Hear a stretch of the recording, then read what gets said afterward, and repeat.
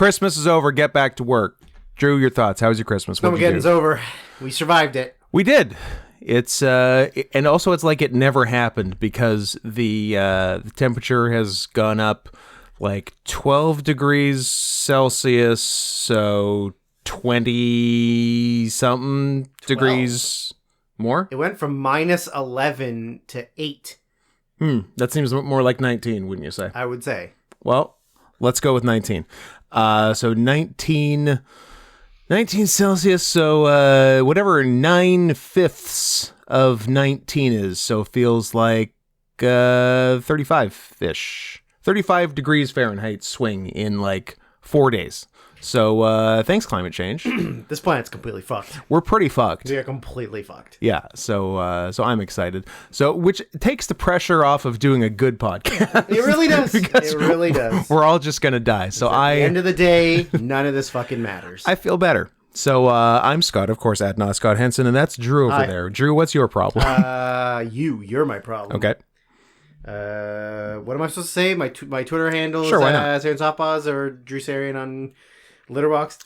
Because it's impossible to change, and also, you're too committed at this point. You can only change your profile name, not your handle. That's stupid. It is dumb. You can change your Twitter handle, right? I don't know. Yeah. Yeah. I like talking through the can you were sucking out of right there. I think one of my favorite things to do is go on Twitter and create fake Twitter accounts for people who are just starting to get famous. Yeah. And then that's that a good way move. They don't have the handle and they have to buy it from you. Yes. Yeah. Yeah, that's how I made my first million. Me too. Yep. What else is going on? Well, it was very bizarre to get, 2 feet of snow over the course of a 4-day period. And but also not leaving your house is great. It is fun. When you literally do not, you can't even if you want to. No. But not leaving your house is amazing, and it's my favorite thing. Yeah, I did enjoy that part. I guess during the initial snow times, I did power through some request movies, but over the several days around Christmas, I have absolutely fallen off, and we're gonna have to cancel the entire project at this point because I have done a bad job. Better tell the teacher. As I said, I watched Dread and The Wrong Guy, each Spoilers. Spoilers. I guess that is spoilers. The week 5 spoilers, guys. Each in about 20-minute increments over like 8 days. It was. Yeah. I am really slipping up, as opposed to like 6 movies in a day. Some other days. Yeah. So I need to do a few more of those and a few less of whatever I was doing around Christmas. Because I was planning to watch a bunch during Christmas. Yeah. Because I'm like, so much time. There's really only stuff at the end of the day on Christmas. I've got the whole day. Somehow I didn't. I had none of the day, or maybe I did, and I was just being stupid about it. Who's to say? You don't know. I do know. I powerhouse through all but one of next week's. Yep. A little bit of the week after, and then every single Sasquatch documentary on Tubi. That was just independent research. Independent research. That was me not time. Not request related. That was me time on my own. I just needed to know if they found him. Guys, spoiler, they found him. Lacking from the news, this is the news, the mainstream news. That's why we got to say breaking the news. They found Sasquatch. On which of these 7 Sasquatch documentaries did they find him? Or 3 and 8. Okay, 3 and 8 they found him. The rest of them they're still questioning, but are pretty sure he's out there. Pretty sure he's out there. Yeah, well, we're gonna get him. If there's one thing they know is that Donald Trump is the final president, and Sasquatch is real. Yeah, a lot of MAGA hats on those. You were saying I enjoy the difference in opinions on them. Some of them are very this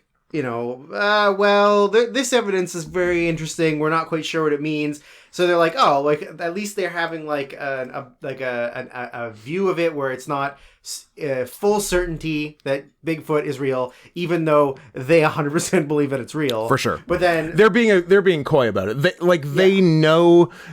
Those are an interesting kind of guy, actually, because they know how stupid they are, but they're not going to change. Yes. Yeah.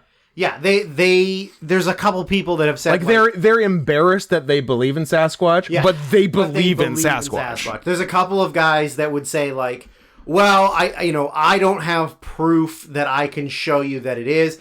I know that it is, but I don't have the proof to show you. And then you'll watch some of the other ones where it's like everybody is wearing a MAGA hat. They've got full head to toe camouflage. Of course. Carrying like Magnum guns and just walking through the woods thinking everything is Bigfoot.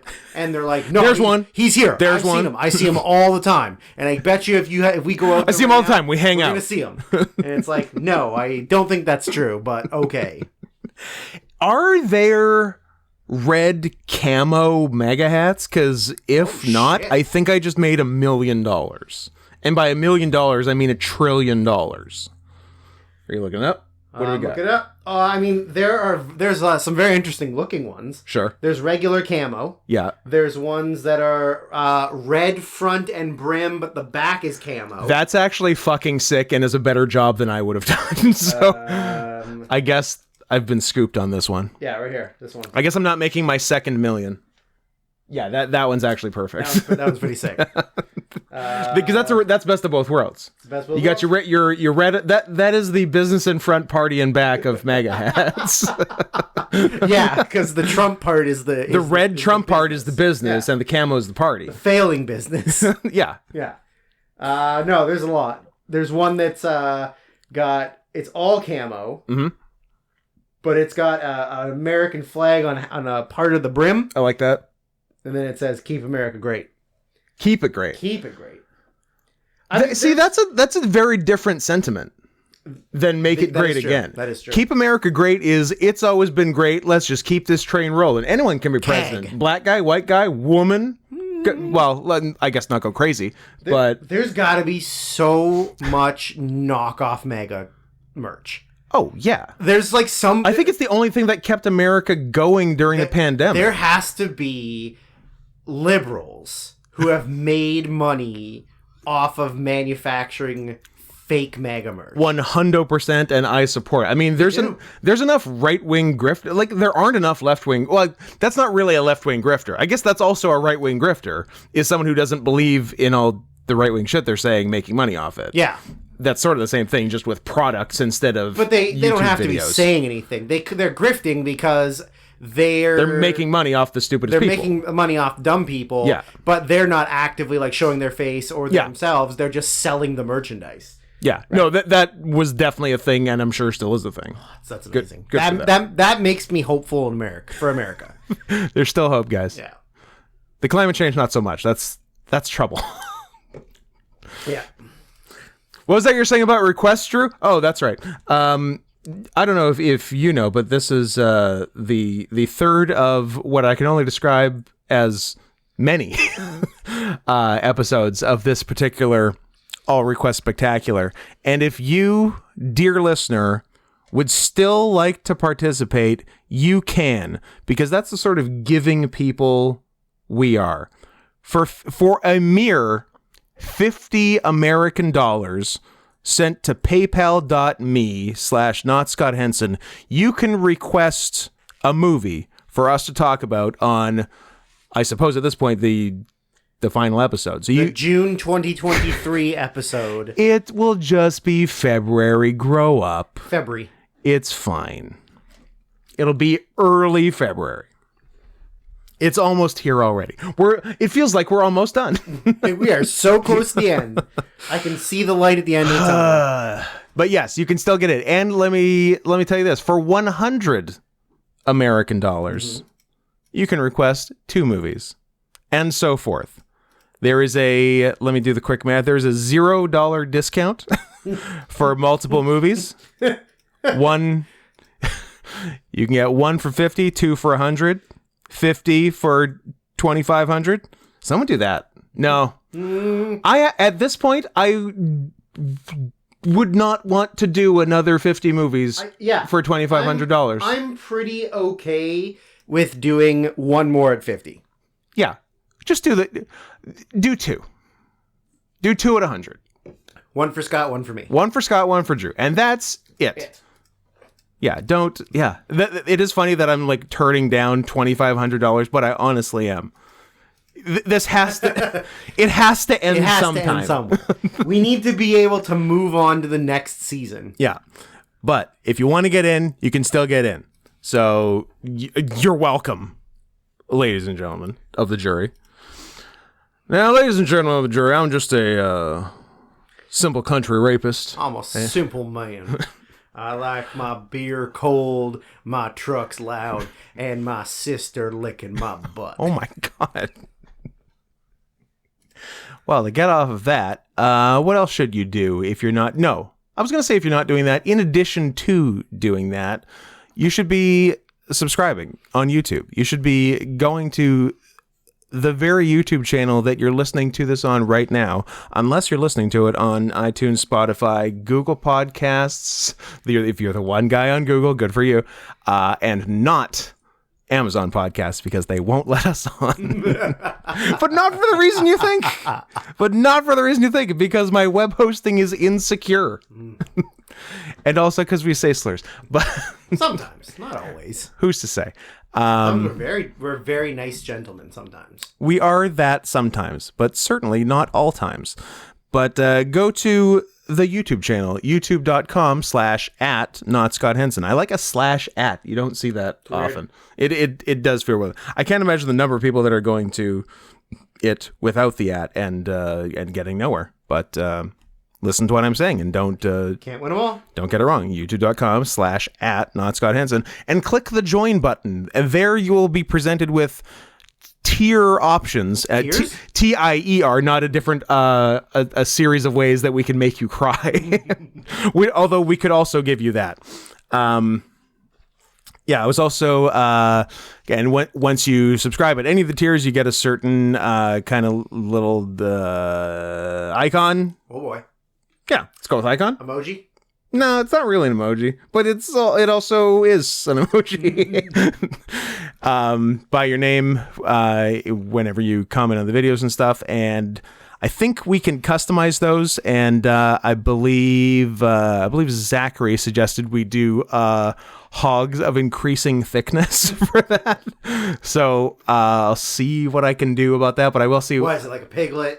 And yeah, then like your piglet, your regular pig, American pig, and then just like a boar. Yeah, piglet, regular pig, Lizzo. Got her. Fucking got her. Absolutely got her. So I'll look what I can do on that. But the important thing is you go and click join.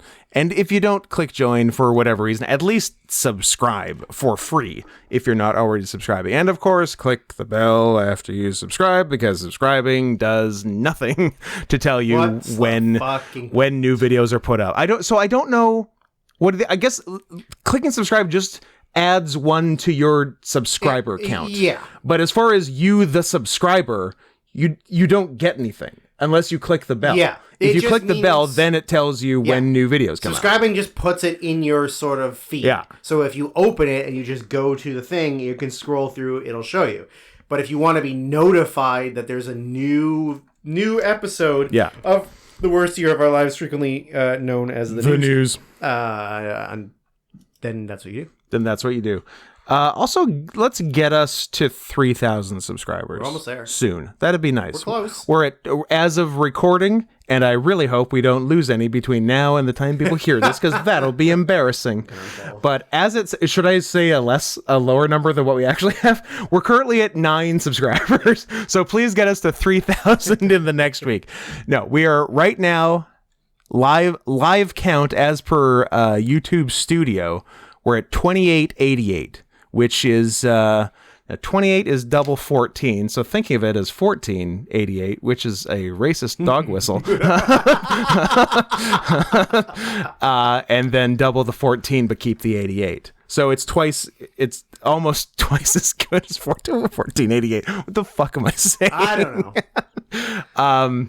But yeah, so do that. So 112. There you go. 112 when we're there. Get 112 Easy. of your friends to subscribe. Remember Bad Boy label R&B artist 112? I do. Yeah. I do. Very good. So if each one of them subscribed, we'd already be there. That's why they So were called close. that, right? 'Cause They were they had 112 piece members. R&B group. Yeah. They were the polyphonic spree of R&B. That's a reference for almost no one, but I really enjoyed that myself, so I don't care. So do that. What else is going on? I'm still on Cameo. I recorded one yesterday. It was pretty funny. It was a birthday cameo for, first of all, it's cameo.com/scoot. That's easy. Just go there right now and pay me to say something. But it was someone getting it for someone else's birthday, which was on Christmas, which I noted was rude to Jesus. But because Cameo asks you to like say a few things about the person, so I have something to say, and so the person said he's probably working on something for Twitch or watching cat videos because he can't have a cat because he's allergic.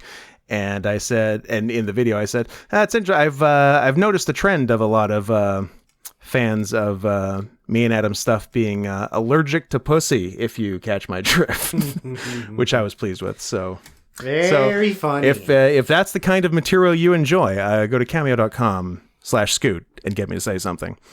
And then there's the matter of Manscaped. Drew, I have breaking news. Oh, I'm glad you kept the breaking news about the sponsor of the podcast away from the co-host of the podcast. That is correct. That's always a nice thing to do. I received the email en route to you. They're rescinding our sponsorship. No, although I had not. Today I remember you saying that. Yeah. Today's December 28th. Yeah.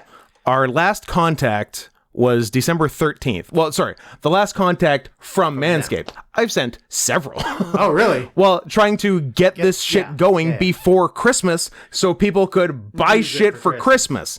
But I think our boy was on vacation for, I'm going to say, about 15 days. Oh, well, there you go. Yeah. So, but I did get contact today. He's sending the contract over today, as well as the bunch of items I requested. He hasn't sent the contract yet, so I don't know how obligated I feel to. Well, when does it officially kick in?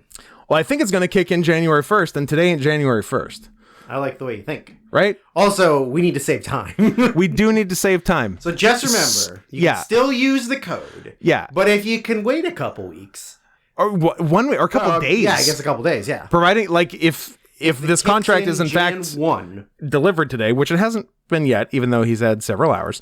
But yeah. It by carrier pigeon. Could be carrier pigeon, could be Telegram, the old school kind, not the cool messaging app for furries in ISIS. Or furries in ISIS. Yeah. So, yeah, it's manscaped.com, promo code CATS20.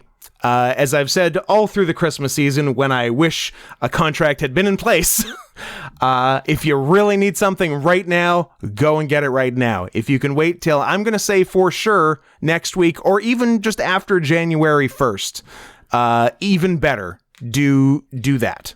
So, manscaped.com, promo code CATS20. Buy your grandfather a Chinese New Year's gift. Yes. You know what? Maybe we can make up for what we lost in Christmas sales with Chinese New Year's sales. I agree. Although... Even though Chinese New Year is... Beginning of February? February. Yeah. And also, I assume most people celebrating Chinese New Year's will be killing themselves at the turn of the year because the year of the tiger is ending. Ooh. But yeah. I've decided to extend it for another 12 years. Then how am I supposed to buy you more Year of the Tiger Frosted Flakes? I don't know. I think it's a good thing I kept that one. I know. And it's full of bugs. And I can never open it. Well, lest they all escape. They will get everywhere. So yeah, that's the deal with Manscaped. We have a contract coming with them really soon, and if you need something from them, right? Yeah, I guess at this point it's I'll believe it when I see it. I hope I do get all those items because I want more ball deodorant because I really like the smell. In fact, Chinese New Year is January 22nd, and it will be the year of the Wabbit. Oh, interesting. The tiger to bunny changeover. Wabbit. Sorry, it is officially Wabbit. Yeah. So yeah, that's the deal with that. Yeah, if you have to get something now, get it. If you can wait till next week, fucking wait till next week. If you're only buying from Manscaped to support us, then just send us money right now. Cut out the middleman. And then yeah, exactly. And then buy Manscaped later. And do buy Manscaped later because it's going to be a 3-month contract, and we want to give them it's called an ROI, Drew, in the business world. It's a return on investment. And if we give them that, then... I went to university. I got an MBA, a master's in bussy and ass. Write down. Write down.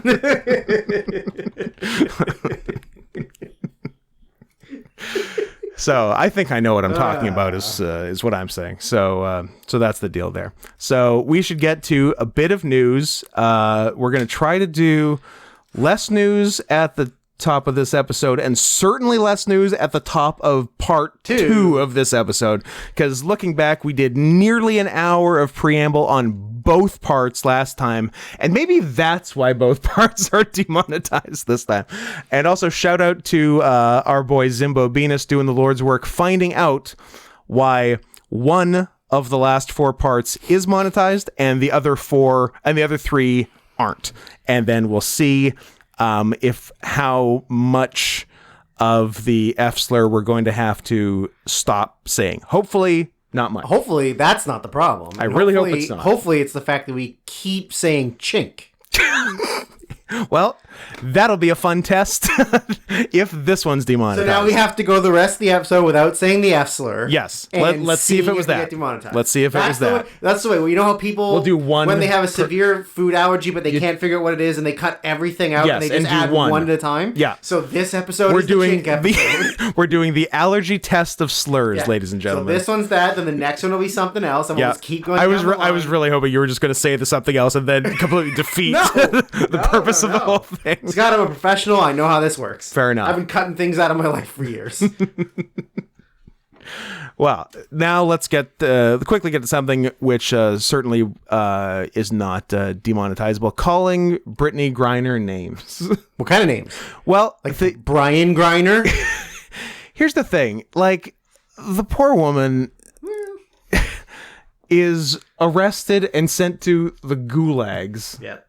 For having weed juice. Vape cartridges that, according to her, were empty, but it didn't matter because used to contain vape juice in them. And was going to be... Why do you have empty vape cartridges? Why? Clean your shit out when you're flying over Russian airspace. Yeah. But anyway, regardless, fairly harsh punishment. A hard labor for the rest of her life, I believe. And then... Yeah, so there was that. Then like last month, there was some news that she was sent to like a worse prison. You remember that? Yeah. And then the U.S. negotiated a hostage transfer where that was equal. Where it was very equal. Where the U.S. gave up an extremely dangerous arms dealer for a WNBA player, women's basketball player, and not a Marine, a former Marine who I guess was arrested for espionage or being a spy, but wasn't actually. Yeah. So yeah, we didn't need him, and not minutes after she gets back, everyone starts calling her a man, and yeah. It only started minutes after she was released to the United States. There might have been some stuff earlier, but I'm just like, can we look? Hasn't he been through enough? Okay, hear me out. Can we give the guy a break for a minute? You really want to get that Marine back? We kidnapped Gerard Depardieu. And then we tell Putin, you're not getting him back unless you release that Marine. And then, and if you give us back the Marine, we'll let him film My Father the Hero Part 2 in Russia. And we'll make Russia look like the good guys. #1 movie in the history of Russia. Yeah. Where Katherine Heigl pretends that her fat, schlubby warthog of a father is actually her sugar daddy. Yeah. Because that's less creepy than him being your father. The whole premise is just flawed from the beginning. Do you see this fat human pig that is standing next to me? Which is also the emoji for the top tier subscribers. Correct. That is 45 years older than me. Yeah. instead of me admitting that he's my father, He's my boyfriend. I'm gonna say he gives me millions of dollars To fuck him. and I fuck him. Yeah. And that's better. That's cool. Yeah, I couldn't tell you. I feel the logic is flawed on it, but what do I know about French cinema? Franco-Russian cinema. Yeah, correct. So there's a tweet which is from A tweed? a tweet from a video of our boy Brittany Briner. Wow. Brittany Briner. Good thing you confused that name and not another name. And not Tig Notaro. So there was a video posted of her just shooting hoops shirtless. And there's debate whether it's fake or not. It seems like it would be fake because why is she shooting hoops shirtless? And because it's in your backyard, but also you're posting it on Instagram Live. Yeah, it was in like the idea is that it was posted by her. Yeah, like it was on maybe her Instagram. Yeah. So it's all very dubious, but it's a full man's body. There's no tits. There's no evidence there ever were tits. It's not like there's no scars or anything. It's just like it's a 6'9" man's torso. Yeah. But it has all of her tattoos and shit. It's well done. I'll say that. Yeah, I mean the tattoos like all match up quite well. P.S. Horrible tattoos, like just trash, stupid looking tattoos. Trash tattoos, garbage. Yeah, you make thousands of dollars a year and you can't afford to get better tattoos. Yeah. So we had a look. Then we did some further research, and at the end of the day, we came to the conclusion that whether the video is real or fake is completely immaterial, and just based on everything else, she's 100% a man. Yeah, like 6'9", size 21 shoe, legitimately size 17 shoe, 8-inch penis, 8-inch penis, bigger Adam's apple than either of us. Yeah. I barely have one. That's because I'm dainty. I don't really have one at all. No. I might be a girl. We'll see. We'll see how it plays. Like both of us, like stroking our throats, the like, Adam's apple, I don't there really should be. There's many places on my body where I stroke that there should be a bulge that there isn't. That my throat being one of them. I don't care for this dailymail.co.uk I just found, where we love the Daily Mail here. Sorry, I scrolled down too far before I finished my sentence. Getting something off her chest. WNBA star Brittany Griner speaks out to defend her itty-bitty breasts in very revealing Instagram images, admitting she loves being naked. Well, as a man, I also like being naked. So in Instagram videos? It doesn't really defend you at all. Is Daily Mail the right-wing one? Daily Mail UK politics. I think it is. Why won't you tell me? Oh, that's really political leaning. I mean, she did. It is a right wing tabloid. Sick. Yeah. She did the body image thing, a body image issue for Sports Illustrated, and I mean, there's not for Swank. There's not a lot there for Swank. Swank only does women's for cream. For cream. Yeah, but and I'm not sure I had really heard her talk before, and that also kind of sealed the deal. Look, I'm not saying much. I'm just saying listen to a Brittany Griner interview and close your eyes and see what you think of. And then open your eyes. And then open your eyes and everything, and it will still hold pretty much true. There's also this picture. Yeah. And like there isn't even breast tissue. No. Like it's not even like they're just. No, it's like a lean man. It's a lean pectoral muscle. These two men in the gym working out their pectoral muscles. And like, but don't get me wrong, I'm not a like, oh, we need to get elitist like white. I am went to a private school. I'm very much an elitist white, but I'm not the type who's like, oh, we need to get the trans people out of the other gender sport. I am all for playing in whatever gender sport anyone wants to, because that is the quickest and surest way to get all women out of sports. So that, I mean, that I don't know who's mad at that. Who's mad at women? I want to say Leah Thompson, but that's Caroline in the City. The swimmer. Who, P.S., was probably one of my first crushes ever from... She's cute. When I was younger, from Back to the Future. Yeah. 100%. Yeah. Did you pretend she was your mom and you got to fuck her? Yes. Yeah. What? I don't know. Swimmer? Yeah. Caroline Ray. It's not Caroline Ray either. It might be Leia something. Leia Remini? That's not. Huh. I'm not good at this. Leia Michelle. That's the one. The girl from Glee. Yeah, it's not Leia Michelle. Who's the trans swimmer? Leah Thomas. Oh, so it's almost Leah Thompson. It's Leah, L-I-A, not L-E-A. Oh, I didn't know it was L-A. Okay, well now I do. Yeah, that's the like very clearly trans. Yeah, swimmer, but like right? swim with boys, swim with girls all you want, and beat them. Listen to me. Yeah, it's great. I'm a man. Listen, don't have an Adam's apple. I'm a man who cannot swim. True. Scott has witnessed me not be able to swim. However, I've witnessed you choosing to drown over trying to swim. Even. Okay, who would win in a race? Me swimming, you riding a bike, side by side. Who wins? I think we're both in a lot of trouble. Yeah, I think so. I don't know. I think it's whoever wins, we lose. I think it's an Alien versus Predator. Ah, shit. Who's the predator? You? No, it looks like Leah's the Predator based on the pictures you're showing me. No, you're not supposed to say that, right? Oh, no. No.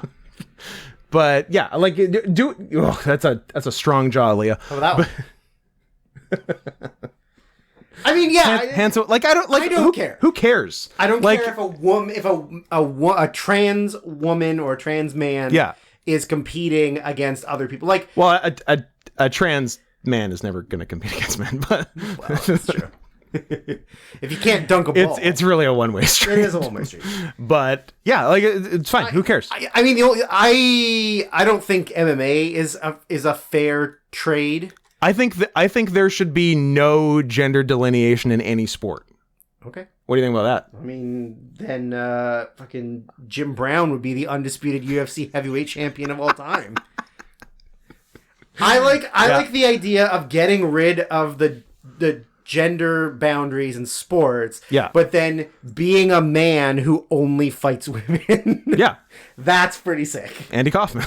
Andy Kaufman, yeah, exactly. Like, I'm like, oh, everybody's equal. Okay, well then I'm just gonna fight at a weight class that women fight at, and I'm just gonna beat up every woman. Yeah, I'm a 6'3", 250-pound black dude. I am only fighting 120-pound white women.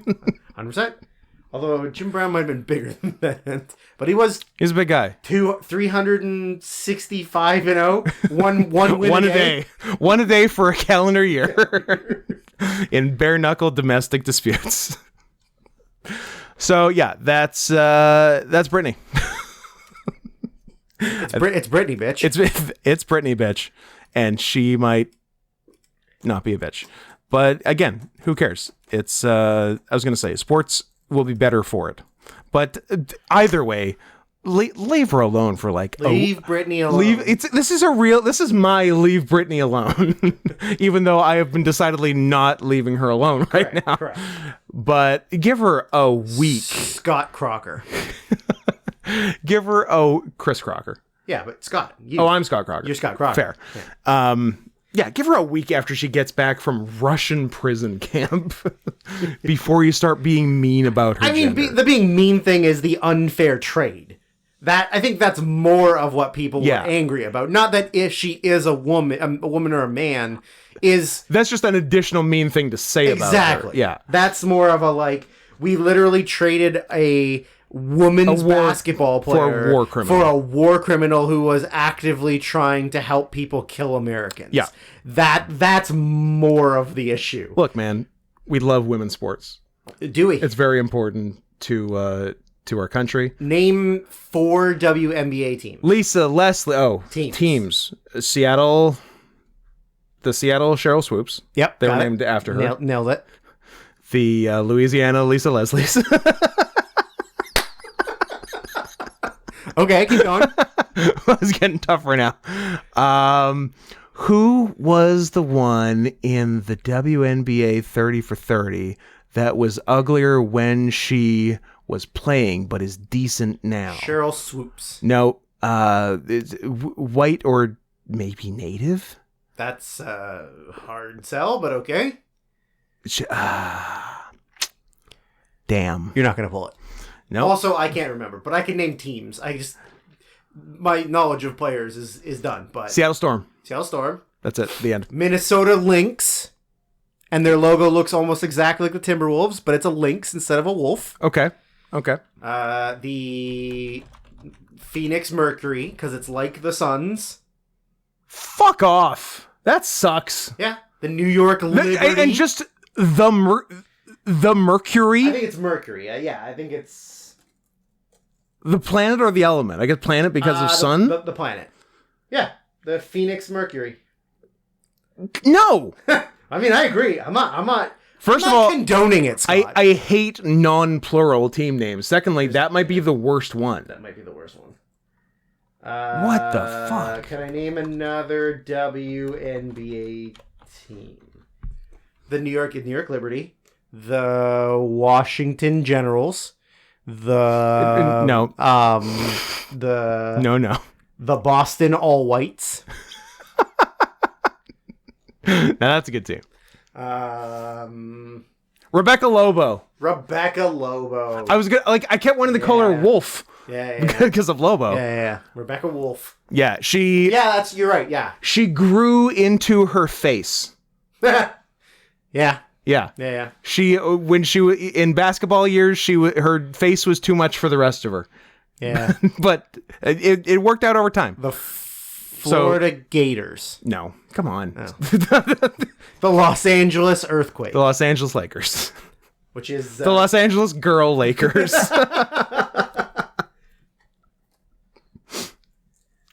I like how angry the Mercury made you. That is a shit name for a team. The Mercury. Las Vegas Aces. That's okay. It's the Chicago Sky. So I really didn't know any teams besides the Seattle Los Angeles Sparks. Sparks I would have maybe eventually gotten to. Connecticut Sun. Ooh. Oh, but only one Sun. Yeah. Also Connecticut. That's where I think of Sun. Oh yeah, the Connecticut, the Sunshine State. The Dallas Wings. Okay. Their logo's a Pegasus. All right. Which is very ironic because most WNBA players are lesbians. The Indiana Fever. Again, non-plural, but less annoying. Washington Mystics.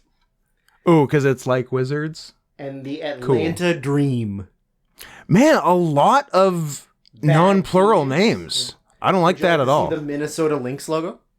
That is very much Timberwolves, but a lynx. Yep. I like it, but I feel like the lynx head is too small. It's too far to this side. Yeah, I agree. It's not big enough. Yeah. But it's the Timberwolves, so I have to support them. If I had to choose a WNBA team, it'd be the Lynx. Sure. And they're also singular. Yeah. But the plural of lynx isn't lynx. I think it is. No, it's lynx. It's lynxes. That doesn't sound right to me. Lynx eye. Maybe lynx eye. You might be onto something with lynx eye. Lynx, plural. Lynxes. Ugh. Plural. See. Uh-oh. English needs Somebody's getting an autism freak out. Because English needs to pick a lane, because it never helps my argument. Because, lynx. Yep. Plural, lynxes, or lynx. So it's both. Not both. It's either or pick both. One. Because man, woman, both. I don't know. Because this always happens when I get into English-related arguments with Adam, because he'll always say the wrong thing because he has no education. and I'll correct him. And then because he hates being corrected, he'll look it up and he's like, no, it's your thing, or number 2, my thing. I'm like, yeah, number 2 because it's not number 1. Yeah, that's true. And the only reason number 2 is because so many fucking idiots have said it, they've had to add it. Yeah. Now I'm fired up. All right. What's gonna make you less fired up? Is the energy drink? Is it No, not even close. Not even close. No, that goes with the movie. Oh, that's right. Yeah, they gotta wait a long time for whatever you just referenced. Ugh. And so do we, luckily. Maybe it'll go away by the time we have to do it. Well, what if we forget about it? Great. Good. Great. You know who's gonna be sorry about that? Nobody. No one's even gonna know. Okay, let me get some caffeine in me so I can calm down. Yeah, that's a good way to calm yourself down. So that was the end of Brittany Griner. What was the very minor thing you had that wasn't? So I was sent a Reddit post, and I read the title and like part of the first sentence, and I said, "This seems like it'd be something good to read publicly." So I'm going to do it 95% blind. Okay, that's always good. Content warning. Uh-oh. Trigger warning? Content/trigger warning. Maybe fast forward if your dad killed himself. Oh my God. Okay? What if I always thought my dad would kill himself? Are you maybe you want to go earmuffs for this one? No, I'm good. Okay. I'm tough. I can handle it. So P.S. I'm sorry if your dad killed himself. The title is A Thread Discussing Parental Suicide, but in the language of RPG games. And then the Reddit post is titled, My Dad at Level 59 Just Quit.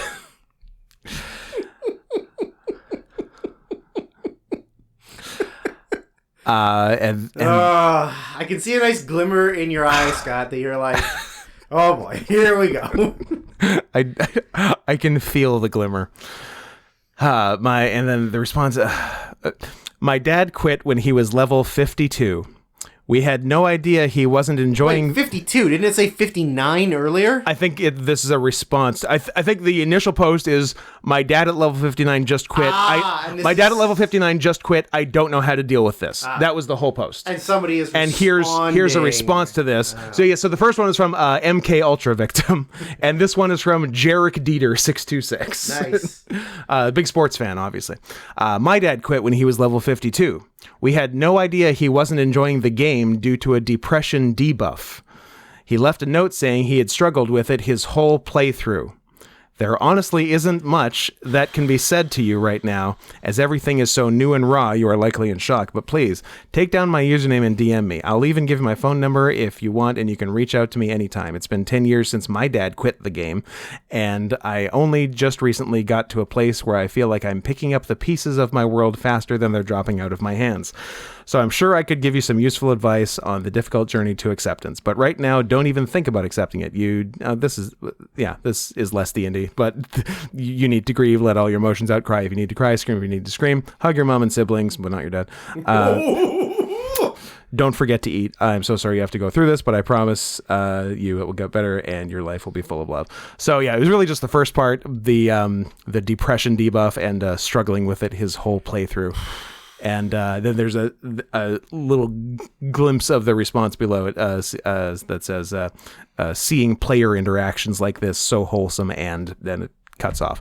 But so if your dad quit the game at level 50 something, sorry about that. And also, I think what we can take from this is like, hey, have your hobbies, have your fun, do what makes you happy, but maybe don't get too into D&D because it will make your dad kill himself. So that's what I got. Are you implying that his dad killed himself because of him? Yeah. Okay. I am. Fair. I mean, to speak like this unironically about something as serious as your father's suicide, I have a good idea why there was your father's suicide. Yeah. Basically. So content warning, guys, you can start again now. And that's the ad we're going to send to Manscaped. And that's what Manscaped gets. Was there anything else, or were we? Oh, we have our nice oh my God! Now this isn't Twitter creep of the week. I don't even know how I came across it. It's New York Magazine. New creep York of the Magazine week. creep. We're of the getting week. fancy. So this is an article from New York Magazine's The Cut, which I would assume is just a something that they let some female reporter write because they need to shut her up. I think, yeah, it's like New York Magazine's BuzzFeed or some shit. Yeah. So this is by Laura Bassett from April 7th, 2021, that says, an interview with the man who keeps uploading my feet to WikiFeet. Not an interview with the man who runs. No, not an interview with the man who once uploaded my feet to we're going to get to WikiFeet. that. The man who keeps uploading my feet to WikiFeet and is relentlessly not stopping. So, the title of this article is, back in the fall, I received an unexpected text from a man I had just started dating asking, "Are you on WikiFeet?" Assuming he was joking, I laughed and said no. Then he sent me a link to my WikiFeet page. Okay, number one. Yeah.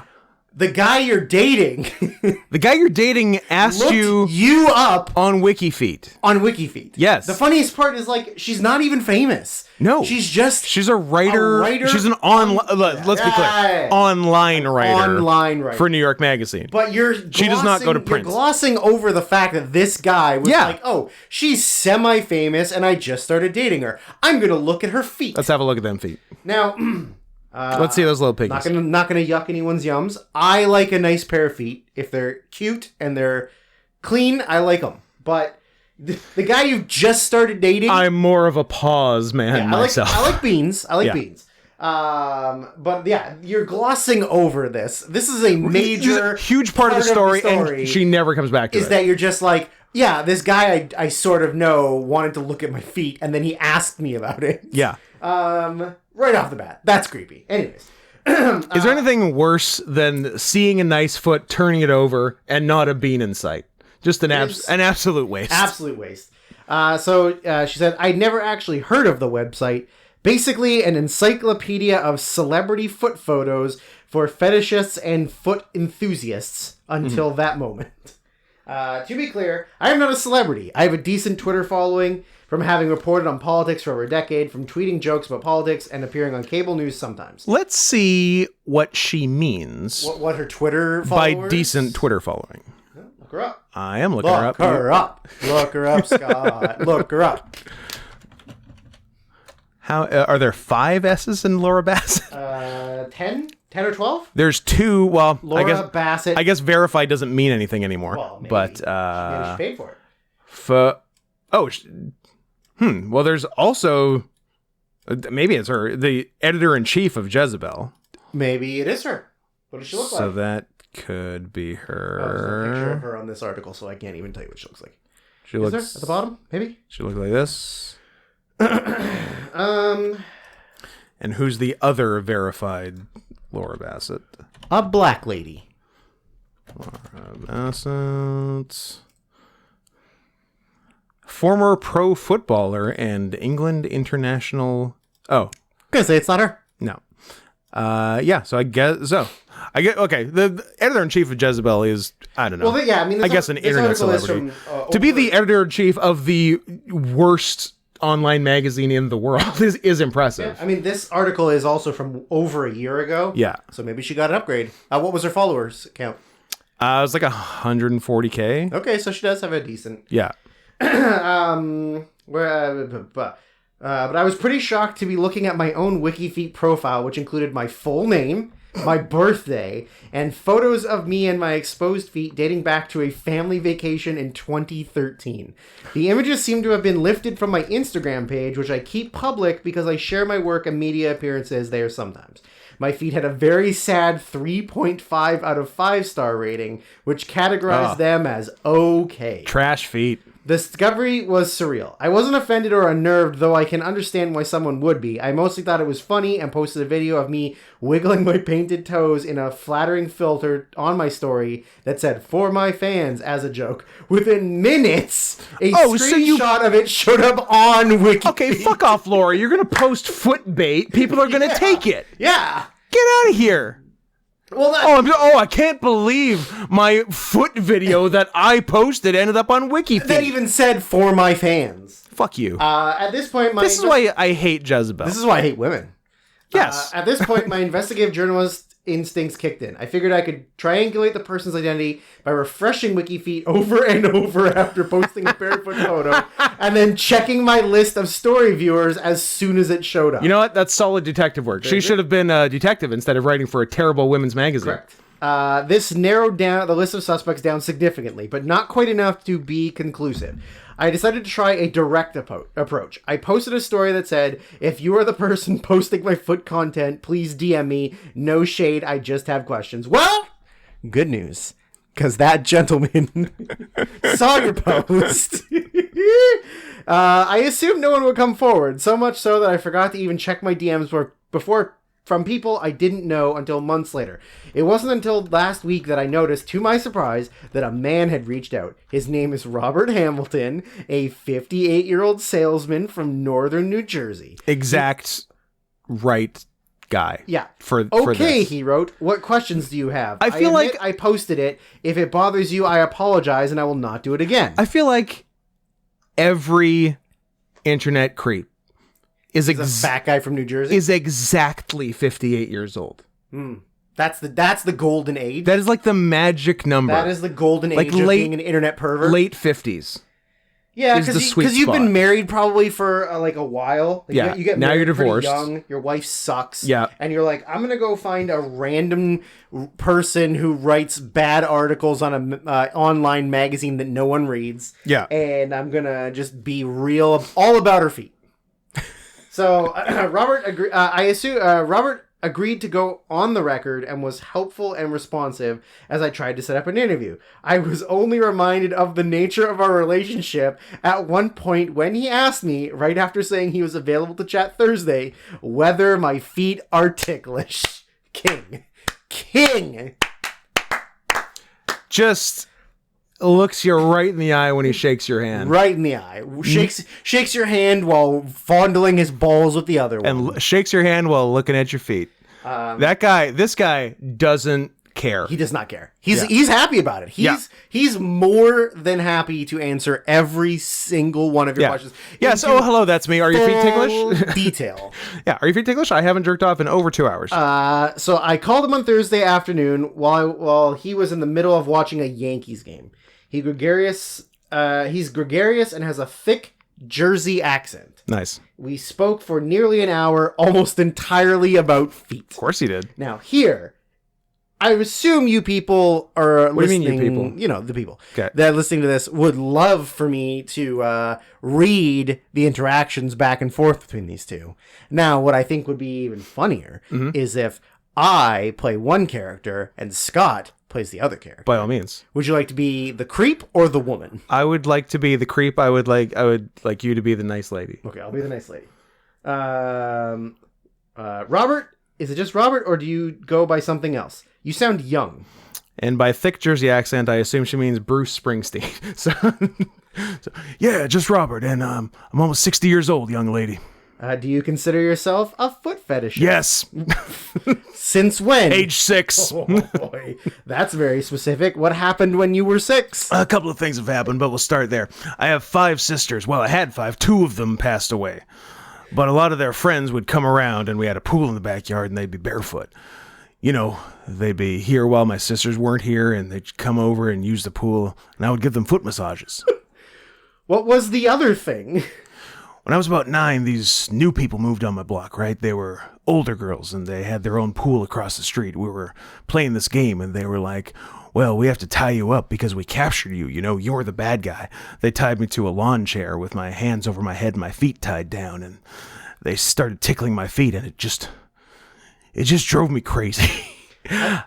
Is that him or is that I think it's still him. Yeah. I think that's what made me realize there's nothing wrong with it. It's fun. I just didn't feel like it was weird or anything. So I'm thinking to myself, hey, what's the problem with this? This is who I am. I'm not hurting anybody. I'm not robbing banks. Just let it ride. Then that's when I decided, who gives a shit? I'm carbon. They're carbon. Who cares? I hurt nobody. I hurt nobody. How do you interact with WikiFeet? How much time a day do you spend on it? Well, for example, if I'm watching a movie with a beautiful actress that I like, I'll go on there and check out her feet. Or if I'm reading a story about someone like you, this got personal. Or if I'm reading a story about someone like you who I think is very pretty, I'm going to go check and see if she's on there because I'm curious and I love feet. How many photos have you posted there? Couple hundred. How did you first discover my feet? I can't remember how I first discovered you, but I looked on Instagram and saw you on there and you had a lot of barefoot pictures and I just followed you. That was all. I also like your dog. I like Pedro. He's cool. Your feet are quite beautiful, by the way. Thanks. What makes a foot attractive to you? I like the painted toes. I like an arch. The more pronounced, the better. I'm kind of weird with the toes. I like I like a rounded big toe. If it's more square, it's okay, but the rounded is better. I definitely like the soles, but I like the arches. That gets you turned on. I've noticed that sometimes within 10 minutes of me posting on Instagram story that shows my feet, the screenshot is up on WikiFeet. How does that happen? How do you spend all your time on Instagram waiting for new foot content to That's drop? a very loaded question. I like that. Like, how much of a fucking loser are you? Yeah. Like, are you just creeping every single person all day to wait for a foot pic? Yeah. I don't sit here looking for it. If I happen to see it and I like it, I'll put it on there. But I'm not sitting here all day staring or anything. That doesn't pay the bills. So why not just look at feet on Instagram or screenshot them for yourself? Why do you get out of what do you get out of posting them on another website? Great question. Same as the retweeting porn on Twitter. Yep. Why is it not good enough? Why does it have to be for just everyone? for you to watch? Why isn't it just for you? Why does it have to be for everybody? Who has the energy after jerking off to then do more? Like, the same as the people who leave comments on porn videos. Yes. Who's the girl? What's her name? Like, I had a great come to this. Thank you. I busted at 2 seconds after this. Like, who wants to do anything after you bust? I need to sleep for 8 straight hours. I would love to sleep after I bust. You know what? It's not hard to get rid of all those ghosts. Or not hard, but it's a hard day's work. Exactly. You know, that's a great question. I don't really get anything out of it. I just like to share it. I mean, people like feet, like me, and you have beautiful feet, and I just put it on there. Fourth time he said you have beautiful feet. I just think I'm helping other people out. Oh, he's altruistic. I mean, he's not getting anything. This is for the masses. I'm helping the masses. Yeah. I'm not doing anything to it. Oh, hold on. Okay, I'm going to read the last couple sentences because the next one is slightly incongruous to the previous. I mean, people like feet like me, and you have beautiful feet, and I just put it on there. I just think I'm helping people out. I mean, I do save some for myself. There isn't much of a community on WikiFeet. It's not like people can heart the photos or whatever. Sometimes someone will just send you a little note like, that's a good picture. Thanks a lot. Good job. That's really it. You don't really connect with anybody. I just like to share the picture with other people. I'm generous that way. Generous. Like that one of you on the stoop in, what was it? A flying nun get up, and you were barefoot. I was dressed as a handmaid for Halloween. You thought Handmaid's Tale was Flying Nun. That's cute. Well, he's 58 years old. He's 58. You posted that one? Yeah, sorry. That was very sexy. Do you ever think about how it might be a bit invasive to take someone's personal photos and put them on a fetish site without their knowledge or consent? That some people might be unsettled by that? Yes, I do think that. You know, except I can't call up Jennifer Aniston and ask, but it does cross my mind because I have 5 sisters and 6 nieces, although a lot of those... Whoa. Why is he bringing up his sisters and nieces again? Well, they have come up a couple times, even though a bunch of the sisters are dead. Yeah, but still, why are you bringing up your nieces in this conversation? I wish the nieces hadn't come into the mix, I'll say that. Yeah. But it does cross my mind because I have 5 sisters and 6 nieces, and I guess not everybody would be kosher with it. Believe me, it crosses my mind. I do have a conscience. I think people seem to have a good sense of humor about it. I mean, you obviously do. Some celebrities say it's a badge of honor. I noticed that WikiFeet has pretty strict rules about whose feet and what kind of photos you can post. The person has to have an IMDb page to be fair game. Do you pay attention to those rules when you want to post someone like that? Who isn't as well known? I love this answer so much. Yeah, for example, a musician from England who performed barefoot. Like, I'll find a picture I think is sexy, and I'll put her name in IMDb. And she didn't have a page, so I couldn't post hers. But you did. Oh, who else's feet beside mine do you like to post? I put up Jennifer Aniston, Kelly Ripa, though I don't really like her. But anyway, don't like the lady, love the feet. Don't really like her, but anyway, Kate Beckinsale, I put her up a lot. Musicians, Sheryl Crow. What are the best feet you've ever seen? Marilyn Monroe, Kate Beckinsale, Laura Bassett. I'm ass kissing, baby. Grace Kelly, Rita Hayworth. Oh my God, I love her. Okay, first of all, how many pictures of Rita Hayworth's feet You'd be surprised. I mean, she was in lots of movies. I'm sure she was often barefoot. Like, they're not going to be of good quality. You don't like a grainy foot? No. What do you got for me? I mean, look, like, they're all old black and white. I mean, there's some color. Who doesn't like a vintage foot? Like, it's a good look at that arch. I see what he's talking about. Okay. Throw some claws and beans on there, baby. You got a stew going. Like, she's wearing. You can't even see anything. No. I don't know. Anyways, continue with your read along. I think it's you. Oh yeah, sorry. You've posted Rita's feet? Yeah, I did, but she's gone, so I don't think she gives a shit. Fair. Do you rate women's feet on WikiFeet? Yes. Do you ever rate them poorly? No. You know why? And this is silly. Like, I know these people, but I don't want to hurt their feelings. If they're ugly, I just don't go there again. What are your main interests besides feet and the Yankees? Live music. Springsteen. Me. The last concert I went to was Little Steven and the Disciples of Soul at the Beacon Theater in November of 2019, just before I got this damn heart surgery that almost killed me. You almost died? Yeah, I had a quadruple bypass, and it was a heck of a lot of fun. But you know what? When I was in Florida in the hospital, I've had a couple surgeries. I had the nurse coming in at night showing me her... When I was in Florida in the hospital, I've had a couple of surgeries. I had the nurse coming in at night and showing me her feet. I actually took her out to dinner a couple times. I can just get girls out of their shoes. It's a thing I can do. And that's the end of the article. I think that requires no further comment, and we can get on to movies. I liked our little read along. Anyways, I thought it was quite fun. And thus ends our longer preamble than last time. Well, we had a lot to talk about. We also did a full read along. We did a full read along. Anyways. And I don't regret it. I would do it again. I don't regret either. How would you like to talk about 2006 is that what we're starting off with? No, we're talking about... Sorry, we're starting off with... How about 2014's Wild Tales. Best Foreign Language Oscar nominee. Exciting. What did it lose out to, Scott? 2014. You can do it. I believe in you. You have autism. Leviathan? You have full-blown autism. Oh, sorry. Leviathan? No, Leviathan didn't win the Oscar. No, it didn't. But, Shrek 3? Shrek 3. I can't believe you nailed it. What might that have been? Did they give it to Birdman because it was made by a guy who doesn't speak English sometimes? It was Ida. Ida was good. Ida, Leviathan, Tangerines, Timbuktu, Wild Tales. I would argue that Ida is at best the third best of those nominees. I agree. I like Leviathan and Wild Tales better. Correct. But I do like the name of the director of Ida. Paweł Pawlikowski. Mm-hmm. Now that's a Polak. That is a... I wonder if Polak is what we're getting demonetized for. No, this is the Chink episode. Oh my God. You know what? Also, this is not a great study because what if you can get away with one, but you can't get away with three? Well, I guess then we'll know that. I guess we'll find out. That means that nobody has to do any further research. Yeah, we'll have reached our conclusion. Bilbo Baggins or whatever, dildo penis doesn't have to do any more research. So Wild Tales is from Argentina.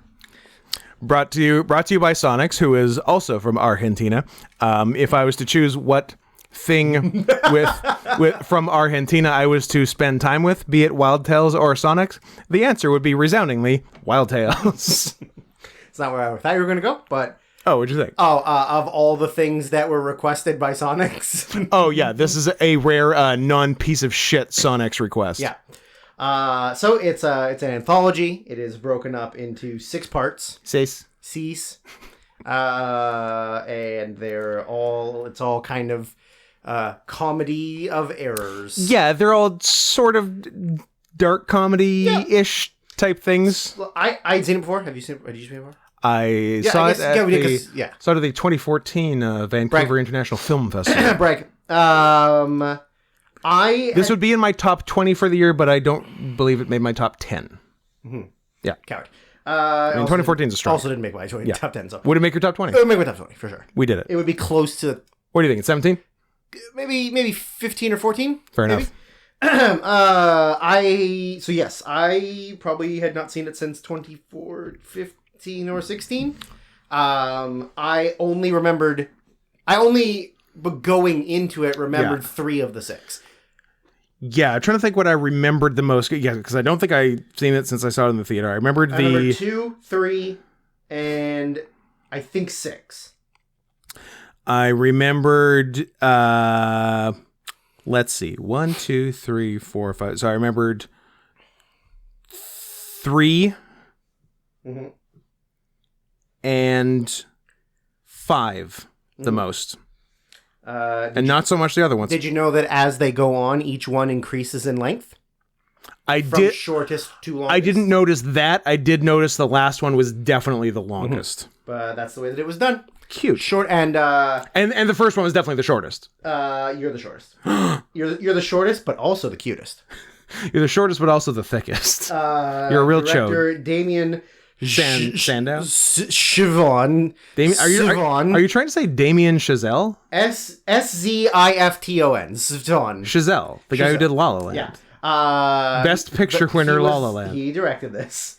And they were all movie script ideas he had, but he didn't know how to make them into feature-length movies. Solution. Don't do it. Anthology. Just do a bunch of them. Don't make any of them into feature-length. So these were all ideas that he had over the course of 10 years that he wanted to use as stories, but just kind of was like, this is not a 90-minute I was going to say, feature. None of these... I don't know how maybe 6 because it is the longest. I feel like that could have been stretched out a little bit. But I guess, but there's not that much to it. I think the one that you maybe could have stretched was the Ricardo Darren one. The explosives guy. Yeah. Bombita. Yeah. Bombita. Anyways, we'll get to that. So the first of the many is called Pasternak. Yeah. Which is my one fun fact is that this director has not made a movie since this. I looked it up. What's his fucking deal? And I think he died. No, he's not dead. Went to heaven. What did I see? I thought I saw. He does. Gay porn. That's not on IMDb. No. He doesn't. He has another job that's not filmmaking, but it's something like big and important. Okay. Like he's the director of like, I don't know, plays or like a playhouse or something. But he did announce in March that he is making his first English language film. Ooh. I think, or it's a series. Is it called Wild Tales but TAILS? I wish. Is it called A Man Called Otto?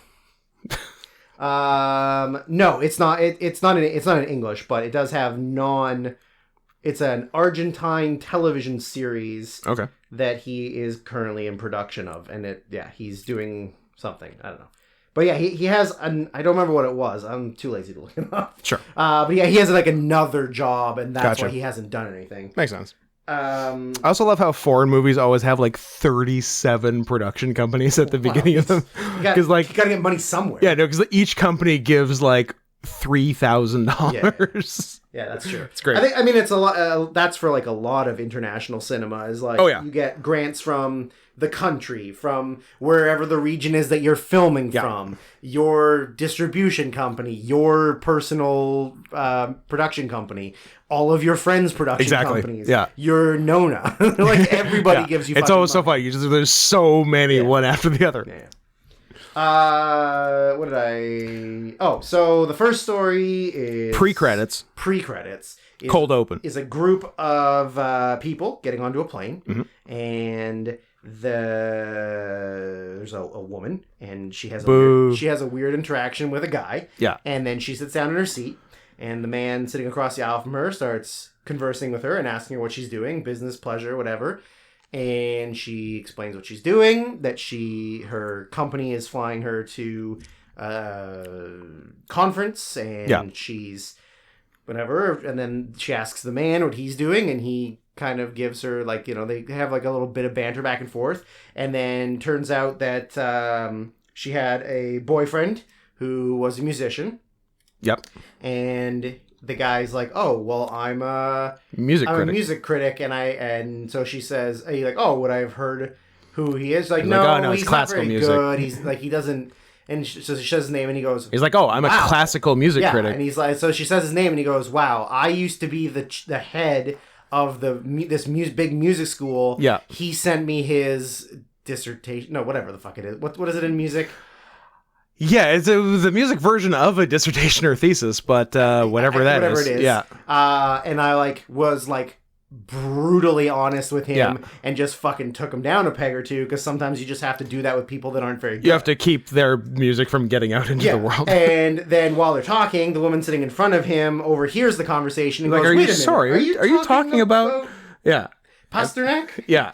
He was a student that I had, and he was kind of a fucking piece of shit. Yeah. Or just like a bad student. And then another person on the plane overhears it and says like, oh, wait, I know you, like, you were also one of my students. Were you in his class? And they're like, oh yeah, I bullied him mercilessly. And then as it's going, you're like, oh, this is a lot of coincidences. Yeah. And then the first guy that she was talking to, the music critic, just kind of stands up and goes, does anybody else in this plane know who Pasternak is? And then they all sort of are like, I'm his, I used to work here, and I fired him for this, and blah, blah. And then turns out that his ex-girlfriend, she had an affair and cheated on him with his best friend, which was the guy she had the weird interaction with at the very beginning. Yeah. And then the stewardess goes, well, he's the flight chief on this flight.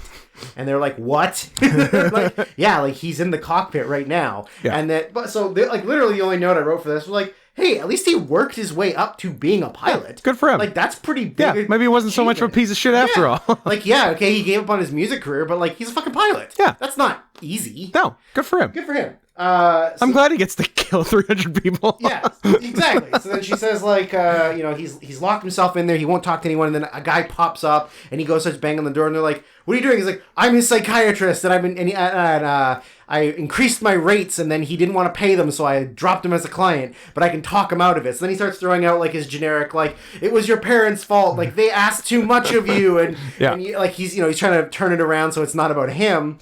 And then he just decides, like, the plane starts going crazy, and then it starts, you see an old couple sitting in a backyard with the plane sort of very slowly coming in this frame. And you can hear the plane, and the old guy, like, looks at it and whatever. Yeah. And then they both look at it, and it's getting closer. And then right before it hits the ground, it cuts to the opening. Full freeze. Great freeze on the opening titles. Title. Yeah. And it's never confirmed, but it is alluded to that those are his parents. And he's killing his parents with the plane full of everybody else. Yeah, I think that's the implication. That's the implication. So that's how it's great little quick story. Not very long, but it's great. Yeah, it's fun. All the interactions are really good, and I mean, I enjoyed that one. So the second one is Las Ratas. Yeah, which I guess is the rats. Which is a woman working in a diner at night, like a young woman. Yeah, and this older gentleman comes in, and she's spooked by him. Yeah, she clearly knows him, and he clearly doesn't recognize her. Yeah.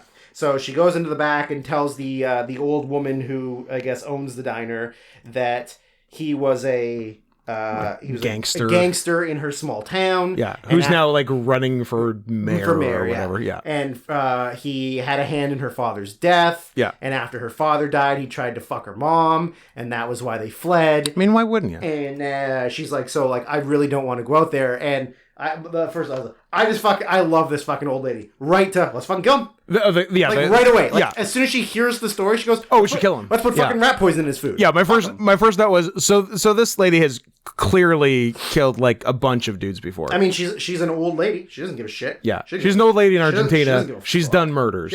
Yeah. Fuck her. That's. So the younger woman is like, no, we're not gonna do that. I'm just gonna like, let's serve him and get him out of here, and I won't have to deal with them. And the old lady, she's like I got fucking rat poison right here. Like she starts to cook. Like she goes and takes his order. Yeah. And he's kind of a cocksucker about like the specifics of his order. Yeah. And she's like very distraught, like looking at him, but he obviously doesn't know who she is. Yeah. She goes back to cook the food. And He's tried to fuck so many widows. Everybody's widows. Who could even remember? Who could remember one of their daughters? Every single widow that he's made a widow, he is fucked. But like she goes back to start cooking the food, and she just slams the rat poison like down on the counter, and is like, why not? But yeah, I like the only other note that I wrote is just like, this old lady fucking rules. She's great. She's the best. Love her. And then he orders. And then a bus pulls up outside, and he gets up to go to the door, and this younger guy comes out, and it turns out that it's his son, and he's coming to see him. And so he's got like all this paperwork and on his laptop. He's like looking at his ad campaign, and he asks her which one she likes better because she seems like a smart girl, whatever that means. So she cooks all the food and then goes out and gives it to him. She gives him the food before the sun arrives. Yeah. So she gives him the food, and then she goes in the back, and the old lady was like, And she goes, "Did you fucking do it? Do the murder? I told you not to do the murder." And she was like, what are you gonna do? What can you do? So he starts eating the food, and she's kind of like, I guess, conceded that like, it's I guess late. Yeah. But then he keeps eating, and nothing happens, and the old woman's like, "Huh? Does it have an expiry date on it?" And she's like, if it expires, is it less poisonous or more poisonous? Like, so she's like trying to figure it out, which I thought. What happens when poison expires? Yeah, I thought that was pretty funny. Yeah. Then the son arrives, and then the son starts trying to eat the food. So and then she sees that, she's like, "Oh, I'm not killing a child. Like, I'll kill the old guy, but I'm not killing the kid." Yeah. So she goes out, tries to take the food away, and then he gets really aggressive, and so she like knocks it off the table on purpose, and then he gets up and gets real fucking in her face, and then she pops him one. Yeah. And then that sort of starts like he grabs her and he starts jostling with her, and then the old woman just comes over with a knife, stabs him, and just fucking stabs him in the back a bunch of times, and then they get slammed to the floor. Well, the son is just like lying on the floor going, "Jesus Christ!" Yeah. And then gets slammed to the floor, and then she kind of gets like knocked a little bit woozy, and she gets woken up by a puddle of blood, just like mushing into her face. Yep. And it's pretty simple, but it's pretty great. That lady was gonna do a murder. God damn it, she was looking to murder, and she did. She just got her way. Good for her. Which brings us to part 3, El Más Fuerte. El Más Fuertes. Which is faster? The most? More fuertes. What is fuerte? Faster. The most fast. Fuerte in English. Strong. The most strong. Yeah. All right. Or who is stronger? I just wrote my first note right off the bat is like just a beautiful countryside of Argentina. Yeah, like nice. Gorgeous. Yep, like mountains and just like beautiful landscape. This scene was actually filmed in the real area that the story is taking place. Like right between the two cities. So it's a businessman driving to from one city to another city. Yeah. He's on a road, and there's a local redneck driving in front of him that won't get out of his way, and he speeds up past him, kind of gives him the old like Mafanopoly or whatever, because my next note was like Argentinians are just South American Italians. They're arrogant, they're cocky, they talk with their hands, they wear too much cologne, like they're just that. Yeah. So he gives them the old like up to here, motherfucker. But like the redneck was the bad guy. I mean, yeah. He didn't... He wouldn't move to the side so he could pass him. Yeah. And when he tried to pass him, he moved over to get in front of him. He started fucking with him. He started fucking with him. Yeah, absolutely. Yeah. I had no sympathy for him. I was all for rich guy. I had no sympathy for either, really. No, I always side with the rich. Well, that's because look at what your upbringing was, Mr. private school with nothing but Chineses. Wouldn't have it any other way.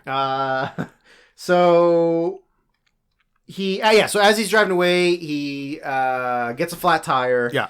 Pulls over to the side of the road. He's like obviously like a rich guy who's never had to change a tire before, so he doesn't really know. He tries to call the Argentinian equivalent of AAA. Yeah, which would also be AAA.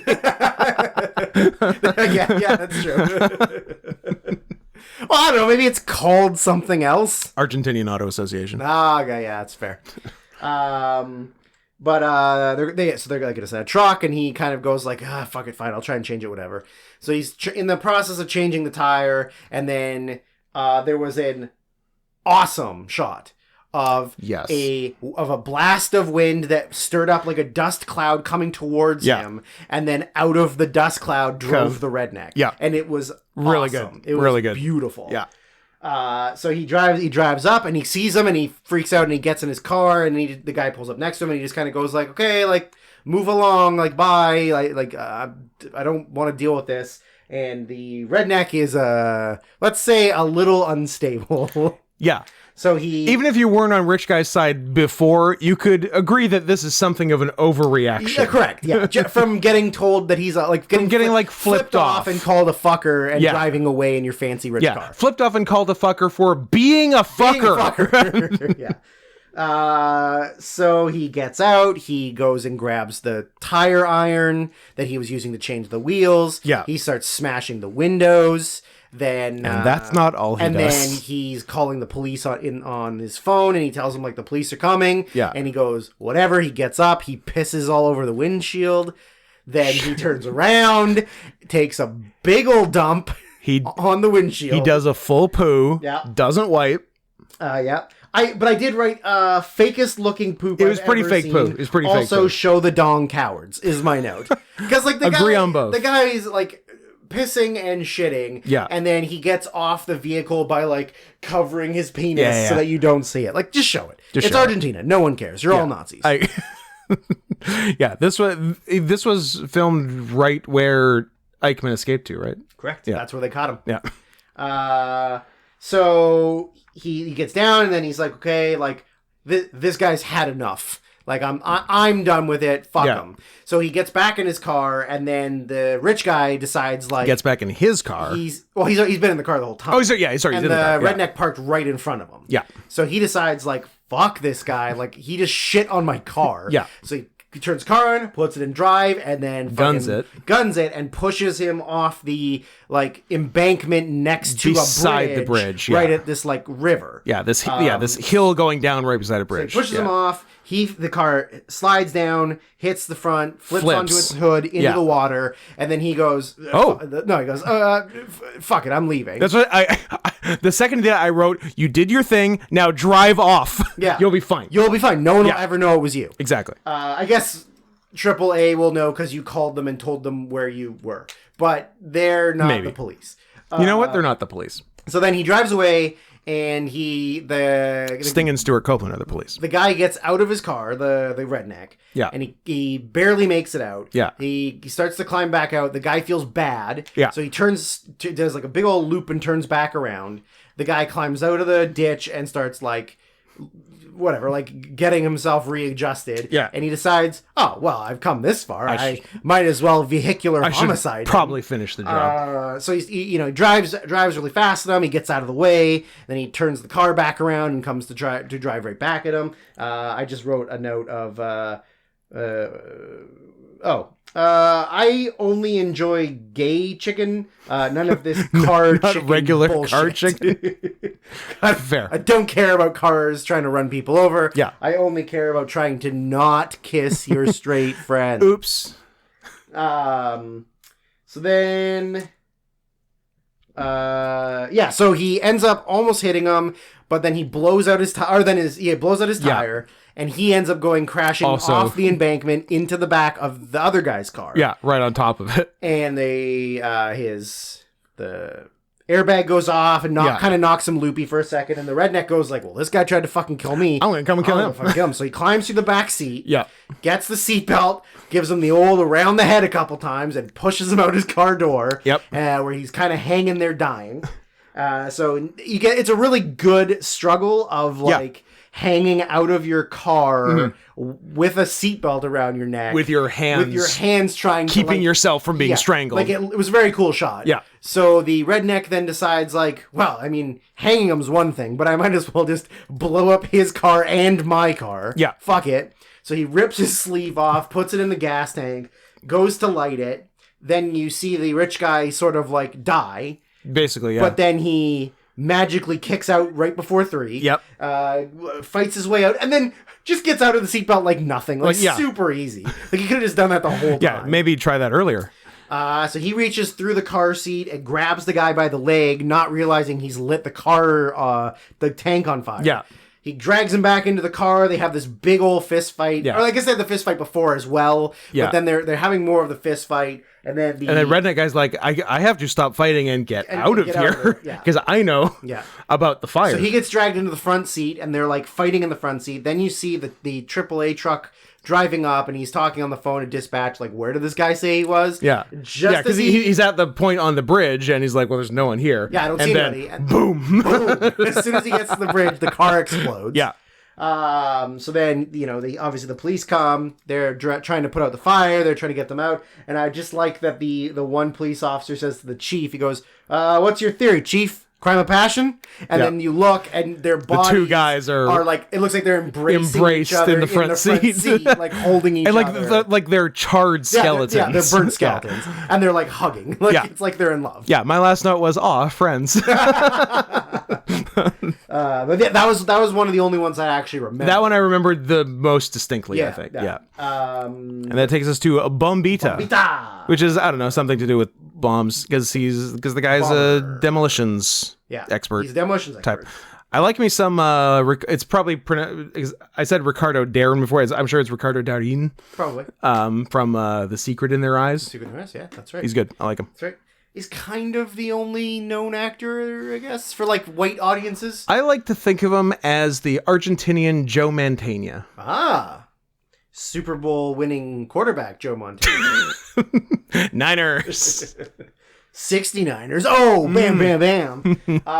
So yeah, this one, he's a demolitions expert. The beginning of the movie is very the beginning of this section is very cool, of him setting up all of the bombs inside of a structural, I guess it's a silo. It's some kind of plant, I think. Yeah, they're imploding an old plant. Yeah, which... Also, it's not actually an implosion. It's an explosion inward. An implosion is a very specific cosmic event. But anyway... Nerd! What are you, fucking Carl Sagan? Billions and billions of stars. So yeah, they show the implosion or explosion, which looks cool. Yep. Although it's probably not real. It's probably not, but I actually wasn't sure. And the fact that I'm not sure, good for you guys. I mean, those are the kind of cool, as we've stated in the past, Michael Mann type things. Yeah. Where you just do the thing. Yeah. You're like, hey, is there anything in town? Is there a building we can explode? And yeah, there's this old plant over by the river. Okay, we're gonna do it for you. Yeah. You don't even have to pay for it. We'll pay for it. We're doing it for free. So that sort of sets up that he's this expert explosionist. Yeah. And explosionist. I like that. Big fan. So then now we sort of follow his regular day. Yeah. So it's his one of his child's birthday. Mm-hmm. So he's going to go pick up a cake. A fancy cake. A very fancy cake. Yeah. But when he goes in to get the cake and he comes back out, his car's been towed. Yeah. And there's the little... I like the way that they do tickets in Argentina, is they just put the sticker on the curb where your car was. Been towed. Yeah. Which is better than here, which is nothing. And you have to figure it out. Yeah. You have to find a place to call to be like, where is my car? Yeah. I've been towed a few times in my life because I like to park illegally. I like to park wherever God intended me to park. Absolutely. Look out! I'm a motorist. I'm not a libertarian, and I think libertarians are stupid. But Even the ones that were the devil's favorite plaything. that it was not the nickname. That's disgusting. But I know I will make an exception for Mayor Glenn. For Mayor Glenn. But, noted cool guy, Mayor Glenn. But I am very much a libertarian when it comes to parking and only parking. Government should not tell me what to do where it comes to where I put my car and who I put in the trunk of my car. in the trunk. That's part of parking. That's under the parking umbrella. I should not get a ticket for whatever you find in my trunk. I believe the nickname was actually the devil's favorite demon. I know. I was combining that in a Danzig song. Glenn Jacobs and Danzig. Put your hands together. Glenn Jacobs, Glenn Danzig. Hey! 2 Glens. My 2 Glens. My 2 Glens. I'd watch that. I'd watch that too. One of them's a sad metalhead, and the other one doesn't like it when trans people get things. The other one is a wrestler who wore a mask for most of his career and then was very anti-mask during COVID and didn't see the irony in that. To be fair, the majority of the time his mask had a hole in the mouth. He did have a hole in the mouth. For the majority of his career. I mean, it would have been very cool if he wore like an N95 mask with a hole in the mouth during It'd be COVID. really funny if he just did a PSA video in Knox County of him wearing the cane mask and just saying, this is the only mask I wear. Cool. Yeah, I would be so pro Glenn for sure if that's what he did. And if he said you can park wherever you want. Wherever you want. So now he has to go track down where his car was. He gets in line, he goes through the whole process, and then he sort of goes into his own spiel about, like, you know, it's just the guy working at the tow lot. And also the thing is, he doesn't think he should have been towed. Like there was he doesn't believe there was no marking on the curb. Yeah. And he's trying to tell the guy, listen, this isn't fair. Like there was no painted curb. I shouldn't have been towed. And like he's explaining it to the guy, but the guy's like, I just work here. This is my job. Yeah. So like and so he's getting kind of confrontational with him. Yeah. I looked it up. The total fine he was going to pay. Okay. Yes. Was 129 Canadian. That's the entire towing and impounding fee was 129 Canadian. I didn't look. It was look 490 Argentinian pesos. Yeah, I didn't look up the conversion, but I noted how much the cake cost and how much the tow cost. Yes. And the tow appeared to be 1.5 cakes. Yes. So it can't be that bad. No. So I know you're pissed off and frustrated, but just pay the 1.5 cakes and move on with your life. Yeah. Like if you can afford to buy your dumb kid this fancy ass $80 cake, then you can pay the fucking fine. That's more than Milk Bar. Milk Bar's 69. Nice. 69 Canadian, less for you Americans. Nice. Although with the exchange, we come out ahead on milk.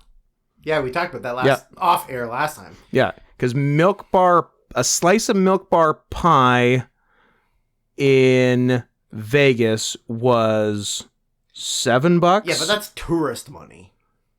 But it's only in tourist places, though. But they're jacking it up for tourists. I'm gonna jack you up if you keep this attitude going. I would allow it. Yeah, it was $7 US in Vegas and $8.50 Canadian here, and with exchange, we come out ahead. Yeah. So suck it, America. Suck it, USA. So he argues with him. He gets his car. Then he has to race to get to his kid's party, which he's late for.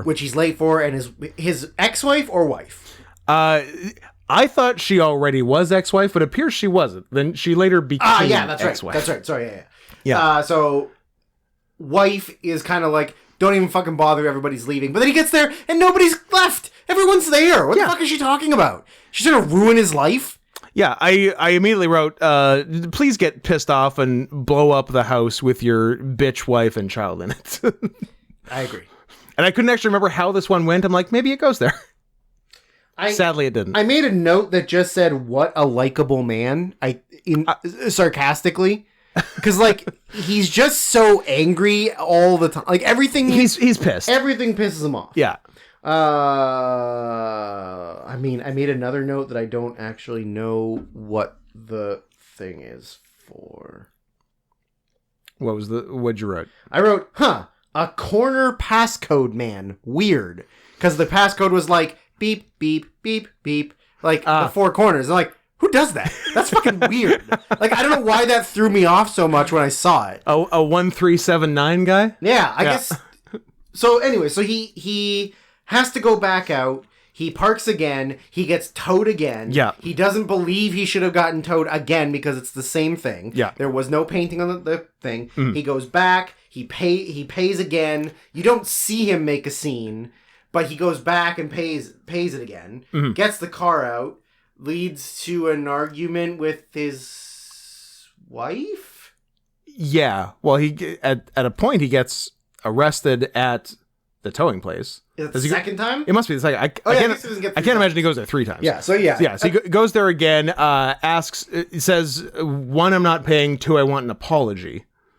I think it's 3 times. Because I think there's a second time that, like, you don't hear the dialogue, you just hear, like, the music and, him being frustrated, but he's paying and it's a different person at the counter. And then the third time, I think, is when he goes, this is the third time it's happened to me. I should not have been towed any of these times. Yeah. And I need demand an apology from you or the government or whoever. Somebody's apologizing to me. And they're like, listen, sir...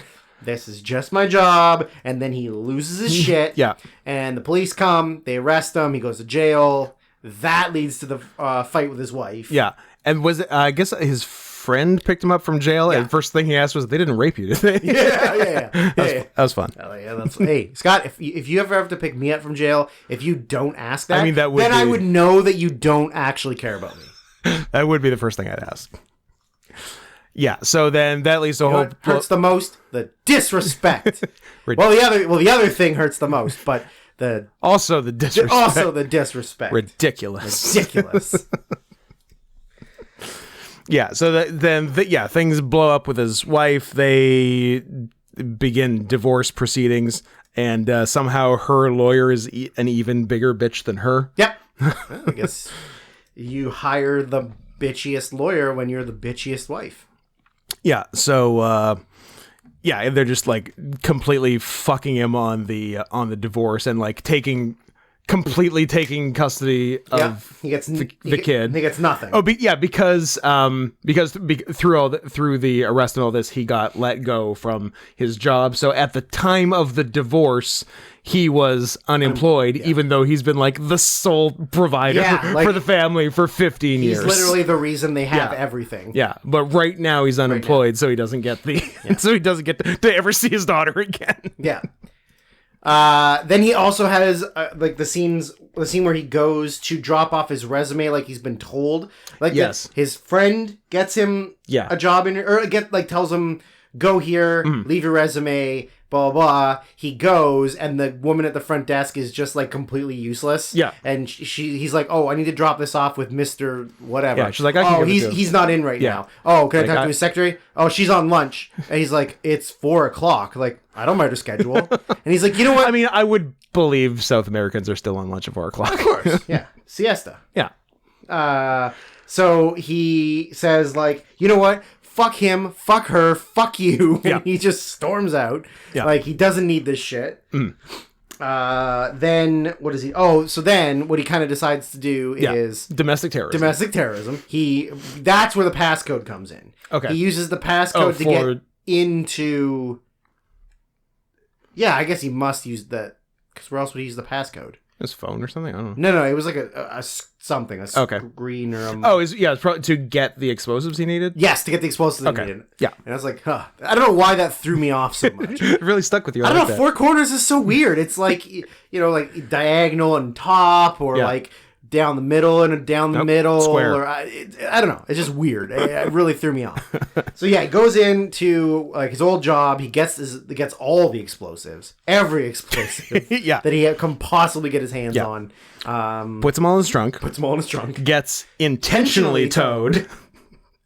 and lets it get taken to the lot and make sure no one's around because he's not a murderer, coward. Yeah, he's just a terrorist. He's just a terrorist. Big difference. And blows it the fuck up in the tow lot. Which, by the way, you're not hurting the tow company. No. You're hurting every other innocent civilian who's had their car you've towed. just ruined a few other people's cars who got towed. Yeah, like, you're a fuckface. Yeah. It was an interesting plan. But I think he should have killed someone. I think he should have blown up his wife and kid, but that's just me. Yeah. Put your wife in the trunk with the explosives. Oh, now you're blow it up. So it gets traced back to him very quickly. Yeah, gee, I wonder who perpetrated this, like, very, very specifically situated explosion device. So the demolitions expert with whose car it was, and also who's might have been him. Probably his passcode could be traced back to him. Certainly, going in after hours. All of that after stuff. He doesn't work there. Yeah. So he gets arrested, goes to jail for I guess a long time, and but when he gets to jail, he's sort of a folk hero. He's sort of the king. Like they're like. That's the guy fighting the power. Exactly. Like, yeah. Bombita. And then he gets to see his daughter. He's king of the jail. Yeah. They let his, I didn't get the end. Like they let his wife and kid into like Gen Pop. Yeah. So that she can get raped. And he can hang out with his daughter. For his birthday, and they have a cake, and he's the king. He's mended fences with his family. He's king of the jail, and everything worked out good. He's king, so you can't fuck with him. So you just let his wife. I don't think you just let visitors into. It's Argentina. You know what? Argentina. It is Argentina, so maybe they do things different. Maybe. Which takes us to La Propuesta. The proposition. I would imagine. My first note: sick movie collection. Yes. Yeah. Nicely. Yeah. A movie collection after my own heart. My third note. I know Drew's on the dad side because of the sick DVD collection. Sure am. Yep. So there's a news report on the news about not this the news. Oh, some other the news. On the televised news. Boo. Of a hit and run accident of a pregnant woman. Yeah. Who was severely hurt at the scene, and they don't know who did it. Then they cut to a very rich family. Yep. Who the son is completely distraught, and the wife comes in to tell the husband that it was their son. Yeah. He drove into her, drove home, and whatever. So now they kind of need to do damage control because rich people are assholes. And absolutely. Why would you bother to just say that it was your son and then take the consequences when you could do more things? Who's got time for that? So their lawyer shows up and they run through the whole thing with the lawyer, and then they have a brilliant idea of pinning it on the gardener. You know who wouldn't mind going to jail for a little while if we give him a bunch of money? The janitor or the lawn man. The lawn janitor. The landscaper. The garden janitor. Yeah.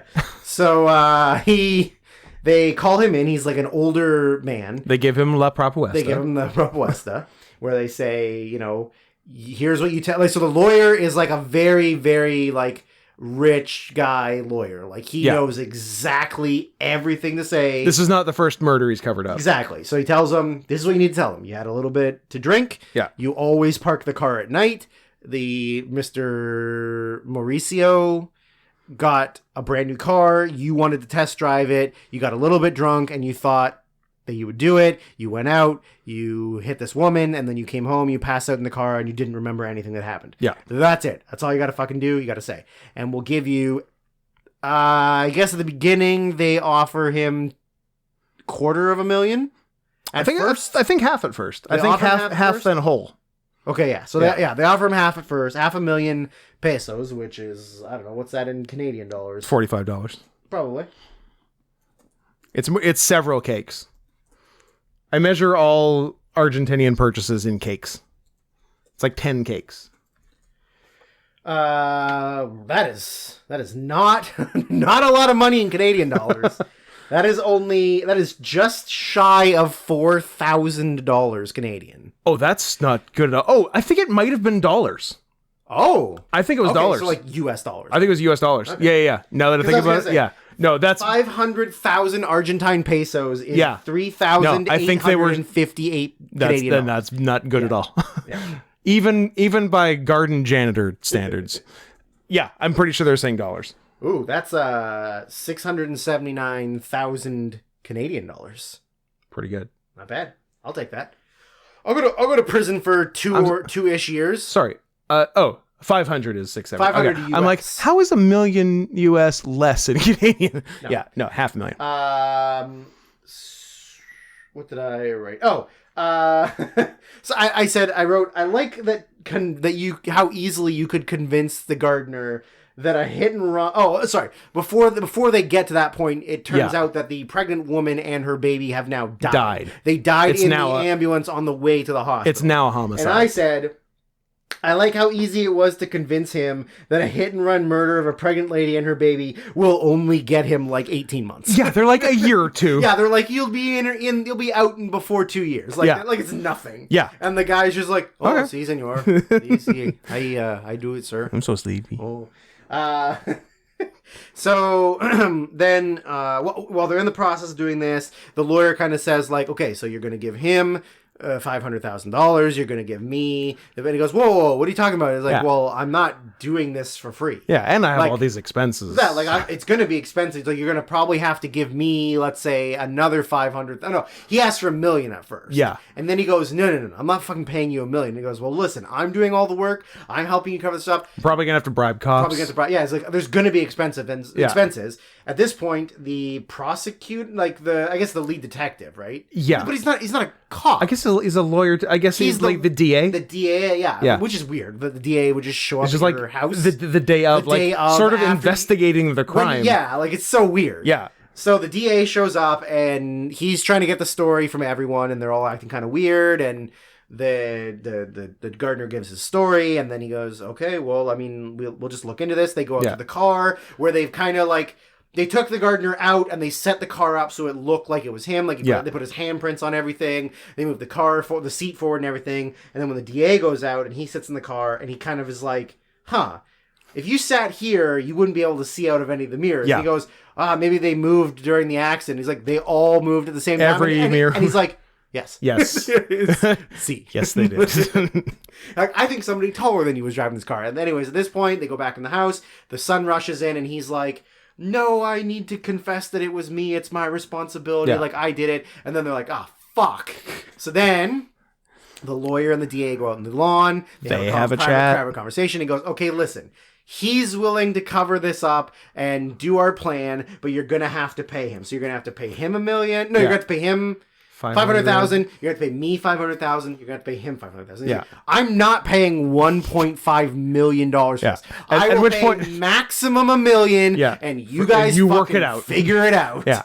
Yeah, and then they started trying to like nickel and dime him on like $30,000 for something, and he's like, take it out of the $1 million. I'm not going to keep doing more. Yeah. And at which point I wrote, corrupt cops and lawyers in South America? Who knew? First time for everything, Scott. I know, it's crazy. First time for everything. So now they've gotten down to like all this very specific like details. Like, okay, fine. We figured it out. We've got an alternative plan. We're gonna split. The DA guy and I are gonna split the $500,000 between the two of us. And then the gardener goes, listen. I'm the one who's having all of this happen. I'm going to jail. I'm the one who's taking the rap. I deserve more money. Yeah. Now, during this, they've shown on the news the husband of the woman outside of like the hospital, and he's angry, and he goes, when I find out who did this, I'm gonna fucking kill him. He's fucking dead. But it's kind of a throwaway thing at the time. Mm. So then what they do is he agrees that he goes and I'm not fucking doing this. I'm done. I'm not paying you anymore.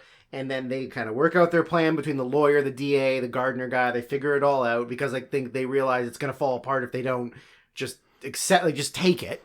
Yeah. So then they're explaining to the gardener guy, okay, don't say anything. We're going to put a jacket over your head. Oh, before they do that, when with all the nickel and diming and like then the gardener asking for double, basically the dad at one point just goes, you know what, fuck it, just send my kid to jail. Yeah. I don't give a shit. Fuck it. Yeah, I don't need to give any money. And then he goes to his DVD room, and then they have to like talk him back into it. Yes, they do.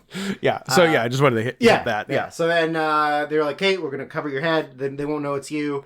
They get outside. There's all this media and police and whatever, and then just the husband of the pregnant woman shows up, comes out of the crowd with a hammer, whammo, just fucking kills the gardener. Yeah, it's great. So good news, nobody goes to jail. Yeah, and now the DA and the lawyer can just split the $1 million. That's true. Dad saves some money. Everybody wins. Yep. I can't think of anyone who came out worse in that scenario. And then, of course, hasta que la muerte nos separe, which I assume would be until death do us part. I would say sí. Sí. Sí, senor. And, okay. My first note, Sia. It opened with Sia. Love it. Opened with Sia. Yes, it did. Love it.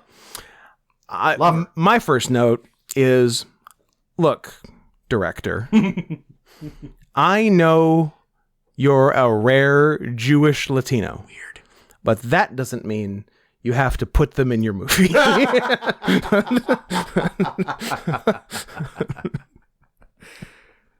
think that's it. That's all my notes.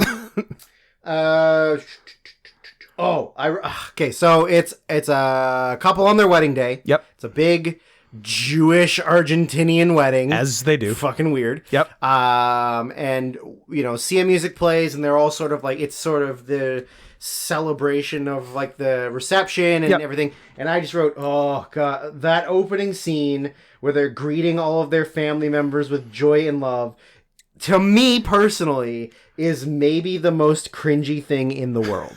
Cause there's a scene where they're laughing and hugging, and then he just kind of like points at someone and he goes, it's you, and then they walk over and they give a big hug as if they haven't seen these fucking people all day. And then it's like, oh, it's like and I'm watching it and I'm like, I fucking hate everything about it. That is mostly one of the reasons why I never want to get married, because I never want to be in the situation. Being a wrestler is completely different than regular life. Wrestling, being in the ring in front of a couple times 1,000 people doesn't bother me at all. Talking, wrestling, none of that fucking matters. But as soon as it's like a more intimate setting with people I know, I do not want to be the fucking center of attention. I don't want to have to talk to anyone. No. So being in this room full of people celebrating my love to another person, probably of the same sex as me, and I like that is the cringiest fucking thing in the world to me, and I agree. Hate it. Yeah, completely. What else did I write? To follow that up, my next note is just, I hate everything about weddings. Photos, talking to everybody, being happy, marrying a woman. No. All the fucking works. Oh for 5. Oh for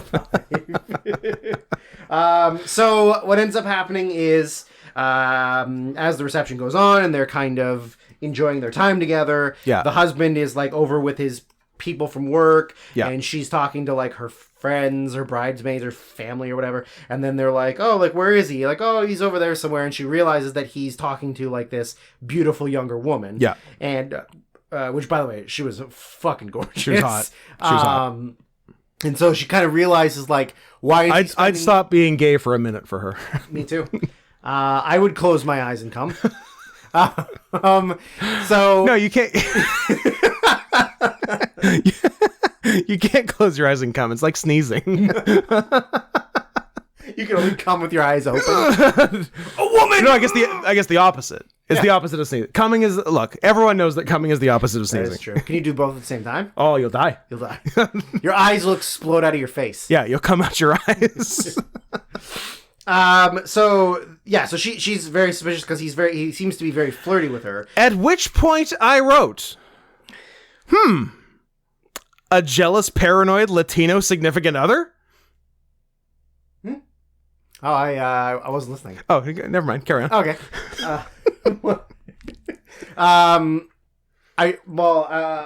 No, I'll say my. Man, I've really thrown you. I'm sorry. I'll say my last note for the end. I don't know. So they go to have their fucking first dance as a couple. Yeah. And all she says is just inappropriate. Hey, who's the bitch you were talking to? How about wait till after? Oh, I don't know. That was just like that's somebody I work with. Like, oh, Yeah. really? That's somebody you work with, and you invited her to the wedding. And he's like, yeah, I invited all my coworkers. She's like, yeah, and they're all fucking pigs, and you invited them all. And he's like, what? Where is this coming from? Like, what the fuck are you talking about? And so they're literally dancing, and she's accusing him of cheating. Then, like visibly too. Oh yeah, like making a fucking scene. A scene is being made, and so. Then her father comes in to dance with his daughter. He dances with another woman. It's not his mom. It's like her sister or something, or his sister. It's because it's a younger woman. Oh yeah, it's not the mom. It's not the mom. Yeah. And they start dancing, and then he's kind of like, whoa, like I need to cut back in. So he goes back to his wife. Yeah. And he's saying like, what the fuck? Where did this come from? And she's like, well, who the fuck is this person? And my note was just like, God, women are never fucking happy. It's your goddamn wedding day. It's your fucking wedding. Who cares if your husband bangs some whore from work? You're ruining this for everyone. Yeah.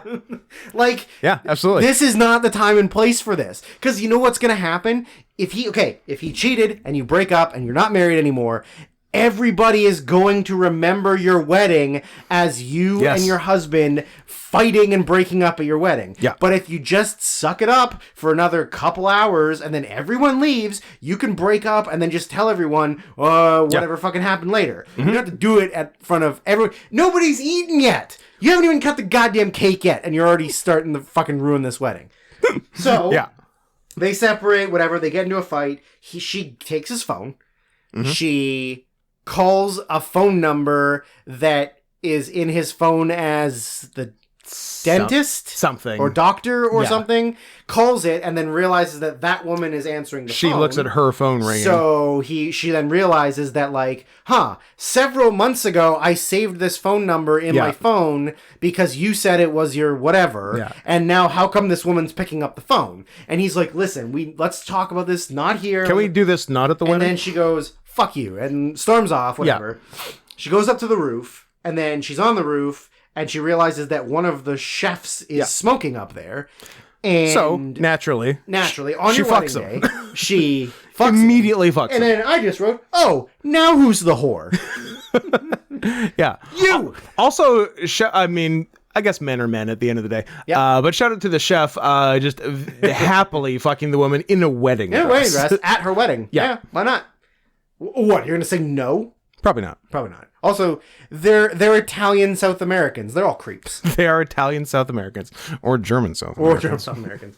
So then he and his friend come upstairs, and they see her, and then they get into this big argument where she's literally like, I'm going to stay married to you, and I'm going to fuck every single person that I want, and I'm going to take all of your inheritance. I'm going to take everything that you've got from your family, and I'm going to fucking take it and use it and waste it and get rid of it. I'm going to ruin your fucking life, which then leads to him throwing up because he's so scared. That was fun. And she comes back downstairs. She's acting like everything's cool and fine. She starts dancing with all her whore friends. They do the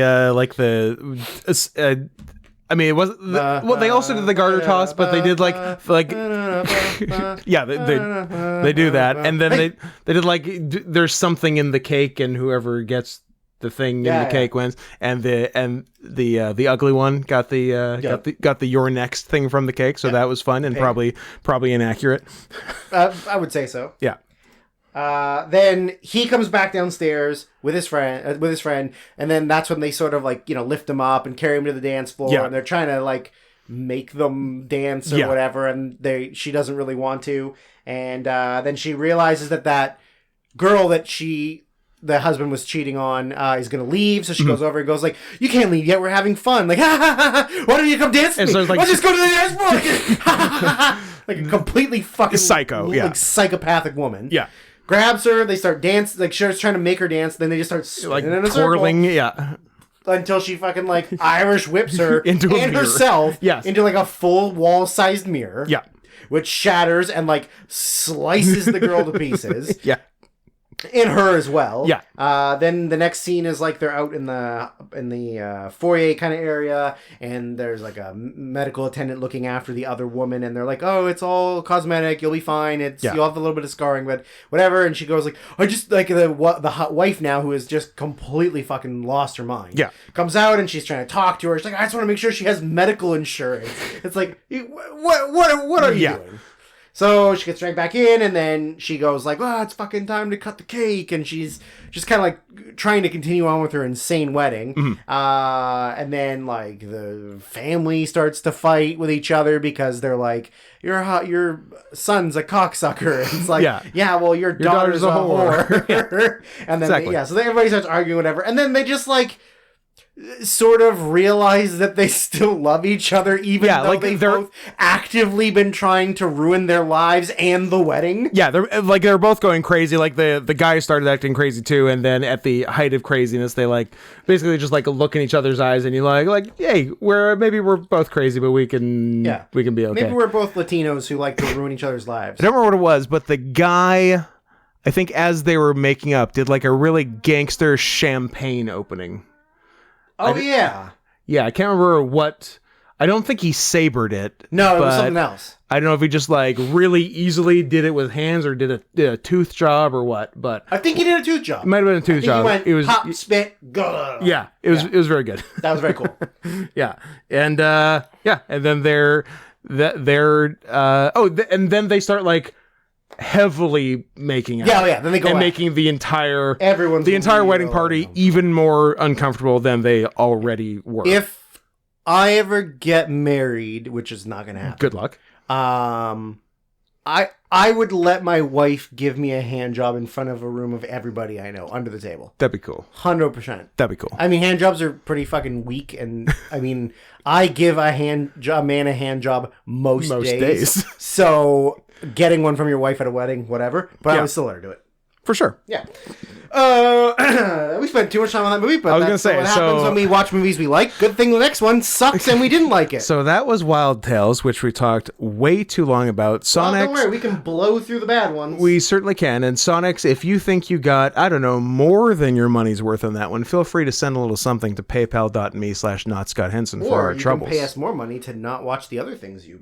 Ooh, yeah. If you want to pay for a couple of cancellations. By the way, anyone is more than welcome to pay us extra to not do a movie they've already requested. You can change your mind. You can pay us to cancel. Correct. Yeah, we're happy to do that. Yeah. So 1977's Death Promise, brought to us by Antigone A, my favorite first name of the requesters. Sorry, all other requesters, your name isn't Antigone. It's not a real name. Maybe it's a fake name. But and this kind of seemed like a fake movie. Do you know what was a real name that I heard that I can't believe is real? /. No. DEFGHIJKMNO. Oh, so just a big chunk of the alphabet. And the way you pronounce that name, Noel. Oh, no. Oh, cute.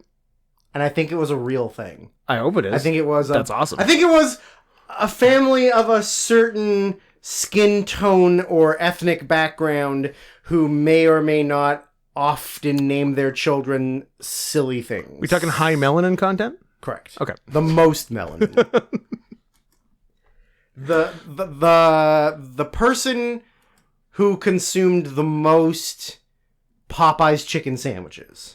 And white women's asses. Okay. I think I'm on board. Well, I don't know. My first note was just white guy karate. 1970s white guy karate. This is absolutely 1970s white guy karate. Directed by Robert Warmflash. What a name. Sick name. What a name. Pretty early in the movie, we get a prominent World Trade Center shot. We sure did. So that was exciting. We sure did. I like it when they remind us of the things we lost. Better times. Better times. Easier times. When white guys could do karate. So it's like white guy karate guy who no one's ever heard of before. Yep. Who I assume was trained by a guy who was trained by a guy who was trained by Bruce Lee. Sure. Because it was the 70s, and that's what it was. That was the Bruce move, Lee yeah. came to America and trained white guys, who then trained other white guys, Yeah, he was- who then in turn kept training white guys. He was 4th generation Bruce Lee. Yeah. So they live in sort of like the Let's call it white projects. I was gonna say, but yeah, like the white Bumsville. Yeah. The white projects. Although his friend is black. Mm. So maybe it's an interracial. Well, that'll never work. I don't know. I've seen a lot of interracial stuff. Projects? No, projects are a real Yeah, separate that's but fair. equal situation. That is fair. Separate, also separate and not equal. Definitely not equal. Yeah. And you know, like the power goes out. There's no hot water. Yeah. They're like, what the fuck's going on? Does he live with his dad, or does his dad just come over a lot? I don't know.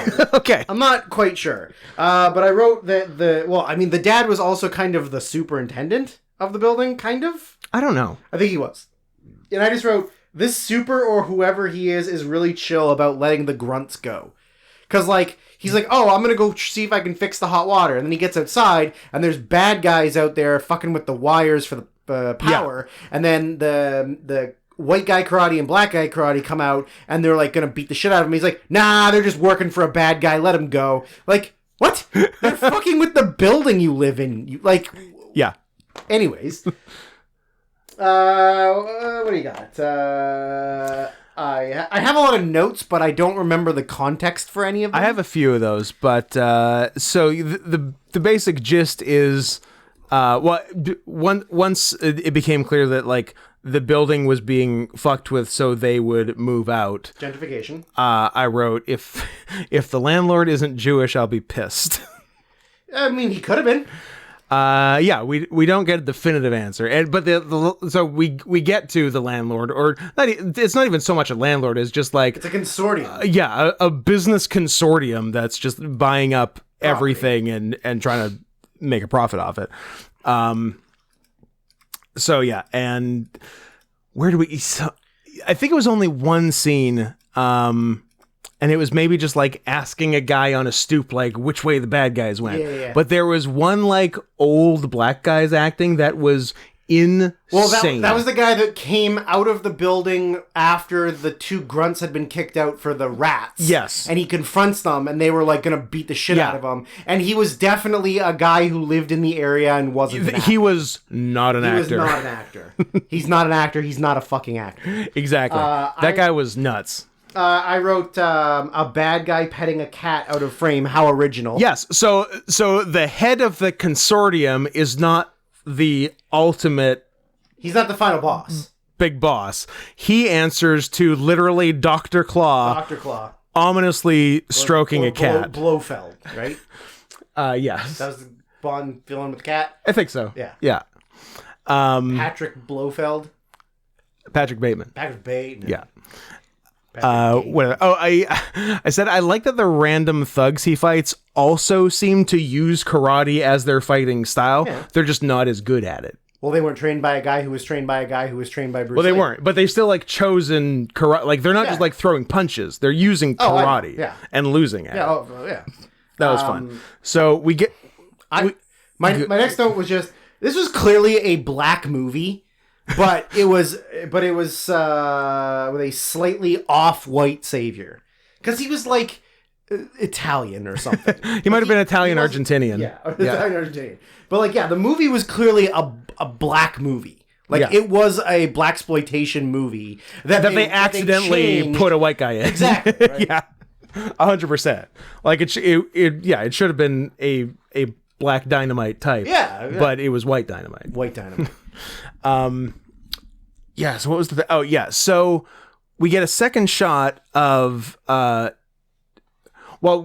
we don't get a shot of Dr. Claw stroking the cat. We get a shot of the head consortium guy with Dr. Claw... Oh, I have to back up, sorry. So White Guy Karate has a trainer. Yeah. And the trainer is great friends with his dad... And his dad, who's also maybe the superintendent of the building. His dad is also maybe the superintendent, and his dad gets killed. I believe the line is, his dad says, I ain't dead yet. And I said, gee, I wonder what's coming next. Spoiler, he gets dead. He gets dead. Wasn't it one of the tussles with the thugs? Before he does die though, when he I guess after the thugs get they upset that black man who's not an actor, and then they get them out of there, and then he's so proud of them, and he goes my son and my other son, the white one I white love, son and black son, and black one I like. That's kind of around sometimes. Yeah.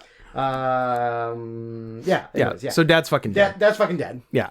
So we get a second shot of Consortium guy with Dr. Claw behind him, but you just see who Dr. Claw is. Yeah. They're not, it's weird that they don't hide him, but then they do they frame some shots to hide him. This was clearly a mistake. I think so.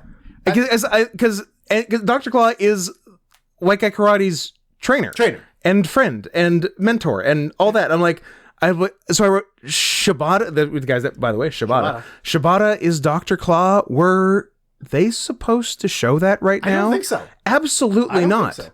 I think they probably shot a bunch of scenes. Yeah. Realized they didn't have the scene they needed. Yeah. And they're just that was all they had. They're fuck it, put it in. Stuff it in. Yeah. So it's insane because that's the reveal at the end.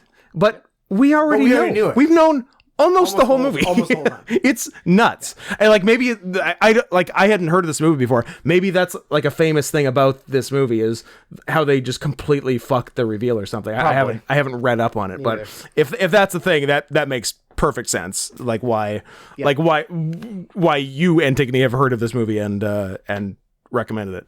But I was like, there's no fucking way we were supposed to see that. And then basically White Guy Karate does Kill Bill with the Consortium. Yeah. And he goes one by one. He makes a list. He checks it twice. After saying, finds out they're all naughty and none of them are nice. After saying, I'll revenge your death about his father, which was funny and did not need a retake. I did like that one of the Consortium members had a 1977 car phone. Very cool. Yes. Big fan of that. Didn't know they existed then, honestly. So pretty cool. Well, I just wrote big black titties because there were some nice big black titties. I wrote, those might be the biggest areolas I've ever seen. They were? They were the whole tit. Big old nips. Yeah, that was with Black Consortium member. Black Consortium member. Yeah. Then I wrote, I miss the days where you could just put a 20-something-year-old in face paint and color his hair gray and pretend like he was 70. He's old now. That was very funny. Yeah. I couldn't believe that they did the fucking fly chopstick. Yep. Couldn't believe they did it. Flawless. But I guess this was before Karate Kid. Yeah. But but after other stuff. Yeah. I was like, what? Yeah. Couldn't believe it. I think that's all my notes up to where we are. So. Yeah. We had a dude who was legit sick with some nunchucks. Yep. Yeah.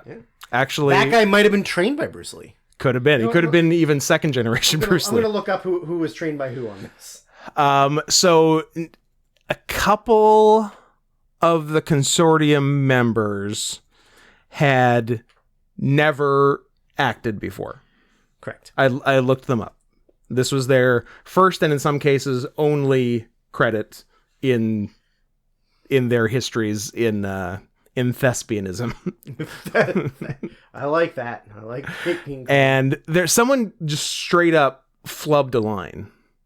And I said the bravery of not doing a second take with a guy who has never acted before. And not 1 minute after I finish typing that, when they're at the house of the top of the head Consortium member, and they and I think they have to subdue on-site security in a shed, and a guy just walks into the wall of the shed. The bravery again of not doing a second take when a guy walks into a wall. Just kept it they filmed this thing fast. Fast and with no money. Yeah. So respect to that. So the movie and the main guy, neither of which have a Wikipedia. Love it. Just saying. That's how you know it's good. Also, the main guy, whose name is Charles Bonnet, not Ramsey, Oh, did 8 movies total. sweet. From 1975 to 1986, and that was it. Good I run. assume died of AIDS. The timing does line up. There is literally nothing about him on IMDb. There's no trivia. There's Yep. no birth. There's no death. There's literally nothing. So I have no further information to give you. Do you have any further about questions? Charles La Pantera Bonnet. I mean, that's a pretty sick middle name. Or that was his nickname. That was his nickname. Okay. I'm like, his middle name is the Panther. That's awesome. What? No, different spelling. Boo. Oh, did you almost find something awesome? Yeah. He was president of Argentina. I wish. No, He succeeded Eva Perón. there's a guy named Charles Bonnet who is serving 225 years sentence in prison. Oh. But claims he's innocent. Anyways. How about Stefan Bonnar? R.I.P. Yeah.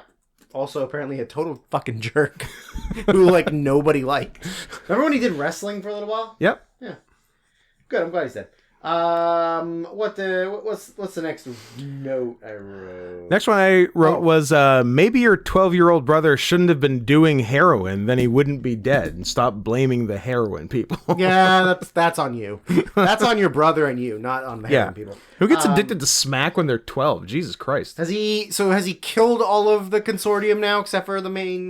Yes. Okay, so I wrote there's a convo between 2 cops at the entrance to the home of one of them. That might have been the flub line. That was the dumbest thing I've ever heard. Yeah. Where they're there as security, they hear a noise off in the distance, and they go, oh, let those guys deal with it. We're supposed to be standing right here. Let those guys fucking This is our spot. And then it happens again. And they do the exact same thing. They were instructed very specifically to play zone defense and not man to man. So they're the man. first people in the history of cinema that were security guards that had to stay there, that were supposed to stay there and actually And stayed did. there. Yeah. Yes. Good for them. But yeah, they did it 3 times where the exact same line. Yeah. They heard a noise off in the distance. They go, That's their problem. those guys can deal with it. We're supposed to stay here. We can just stay here. It was very funny. Yeah, it was so And I stupid. think, one of those interactions was the line flub that they just fucking kept in. And then immediately, when they're disposing of some of the other security guys in the shed, it walks into a wall. Yeah, it was back to back, and it was That awesome. and he killed him in a very ridiculous manner. Yeah. He had a long piece of bamboo that he used to get up on the roof. Yep. He then hung over the edge of the roof. Yeah. And put it through the open window, and then like put a string through it, and the string went into the guy's throat And poisoned down the string. Yeah. And then he choked to death. Got him. Fucking ridiculous. Easiest way to do it. So he gets to... Oh, he also killed one of the other guys, and I just wrote, rat bag. Just literally put a bag over his head full of rats and just let the rats kill him. Well, it was an ironic death because they released rats into the building to get them out. Makes perfect sense. There's a big fight, with numerous... I think with also the sick nunchucks guy and various people in the at sort of the penultimate boss level, and there's a monkey flip onto his feet, which looked very good. Looked very good. I was like, hey, pretty good. Shades of John Morrison. Absolutely. And then we find ourselves on the roof. The only note I have before that is that because they go to the office building where the last guy remaining, the one who gets killed by the rats, and they've devised some kind of security system where you can't go past the 10th floor on the elevator. Yeah. Because no matter what you push above 10, it always takes you to 10. Yeah. And then they have security and stuff there, which super easy to kill off security. He just goes up the stairwell and kills them. Yep, no problem. No problem. Off screen too. But then they go into the actual office and they have to fight like all the main cronies. Yeah. And another note that I made out of I don't remember the context, but I was just like, why were the bad guys that they were fighting in the office so fucking vocal? Yeah. Like, they were making a lot of, like, noises. Very noisy. But it was so fucking Yeah, weird. a real noisy bunch. The other thing I also wrote is, man, there are probably so many of this exact same movie from that time period that no one's ever heard of. No, like 1977 alone made 80 of these movies. Yeah, like as soon as one movie came out and they were like, we need to make that. Yeah. Just do that. Yeah, that's the one. Yeah. Everybody who was trained in karate in the 1970s got to be in at least one movie. Yeah, for sure. So they end up getting up to the roof. We make it to the roof, and it's the reveal of the big boss. So I'm like, okay, they definitely weren't supposed to show Shibata earlier, and I laughed and laughed. It was like I couldn't believe it. Nice little chuckle to yourself. Like that's like an all-time insane movie fuck up. Yeah, it really is. Because it was the reveal. And then my last note was there was an amazing throw off the building doll off the roof of the building. It was so funny. It floated. Oh, it was beautiful. The legs were moving. It caught air. Yeah, it was so good. And then it just like kind of pillowed its way down and just landed. Fantastic. And like I don't even think there was an audible scream. No, I think it was a pretty quiet fall to one's death. Dead. Yeah, fantastic. Oh no, not Shibata. Yeah, we lost Shibata sadly, as we almost did in 2017. And that was Death Promise. Boo. Make a better movie. Boo. Which brings us to the tale of Princess Kaguya from Zachary K. Do I want to openly admit that for the longest time I thought it was Princess Kaguya? Kaguya. Yeah, you can admit that. Okay. You'll sound foolish. Like Shinji Kaguya, former soccer player of Manchester United and Borussia Dortmund. Yeah, for the longest time I thought it was Princess Kaguya. Well, you tried. Well, you know, can't win them all. No. Or in this case, any of them. Yeah, it looked like it had a pretty sick English cast, actually. It did. But it really did. But I think one of my notes. But I'm a subs, not dubs. Oh, maybe I didn't write the note down, but I said it to myself out loud. Oh, it was good. That I said something like, "Is that blah blah blah?" And I looked and I was like, "Well, son of a bitch!" But now I don't remember what that was. Yeah, you got all kinds of it. You got Chloe Grace Moretz, Jimmy Kahn, friend of the show. You got Ted Danson's wife, Mrs. Ted Danson. Mrs. Ted Danson, James Marsden. Yeah, I was like, Marsden was the one that I was like, that sounds like Cyclops. That's my man, Cyclops. Although I think it was Jimmy Kahn that I was actually the one that I was like, as the dad. Is that our guy? Yeah, the bamboo cutter. Yeah, so I'm sure it was good in English, but I watched it in English. But subs not dubs, baby. I watched it in English. Coward. I just felt like it was easier to take notes when I didn't have to read. Yeah, subtitles. Of course it's easier to take notes, but we do what's hard, not what's easy. Whatever, I've already seen it. So this is a Studio Ghibli film, but it's not directed by a crazy man. And it is unfortunately the last movie directed by the director because it is. He fucking died. It is the last movie by the director. I would Takahata. I would argue the best non-Miyazaki Ghibli film that isn't The Cat Returns. This one? Yes. Am I missing any? No, what else is in the mix? Well, he also directed Grave of Fireflies and Pompoko. And I like both of those. Both good, and only one of those will ruin your life. Correct, Pompoko, because you get to see their balls. No, he also did Only Yesterday. That I haven't seen, but I know is good. Yeah, but content warning for some. Only watch Grave of the Fireflies if you're ready to die. It is a bleak movie. It is bleak, but it's supposed to be bleak. Yeah, well, also apparently there's a live action version of I heard something that apparently about that. is not great, but people watched it because they were like, oh, I got to support the team. Yeah. What did he die from? Lung cancer. He died of lung cancer. Wow, sad. He was fucking old. He was born during the war. That's why he makes anime. That's why he got cancer. True. All that particles in the air. What are we talking about here? I was just looking at other non-Miyazaki. So you got Grave of the Fireflies, Only Yesterday, Ocean Waves, 1993, which I don't even know, Pompoko. Whisper of the Heart is a tricky one. Written by Miyazaki, not directed by Miyazaki. I think you go directed by. Yeah, because that's where you're getting the full blown old man autism. Absolutely, yeah. Isn't the directing? My Neighbors the Yamadas, The Cat Returns, which is the only Ghibli film made by that guy, Hiroyuki Morita. Dead. Pat Morita?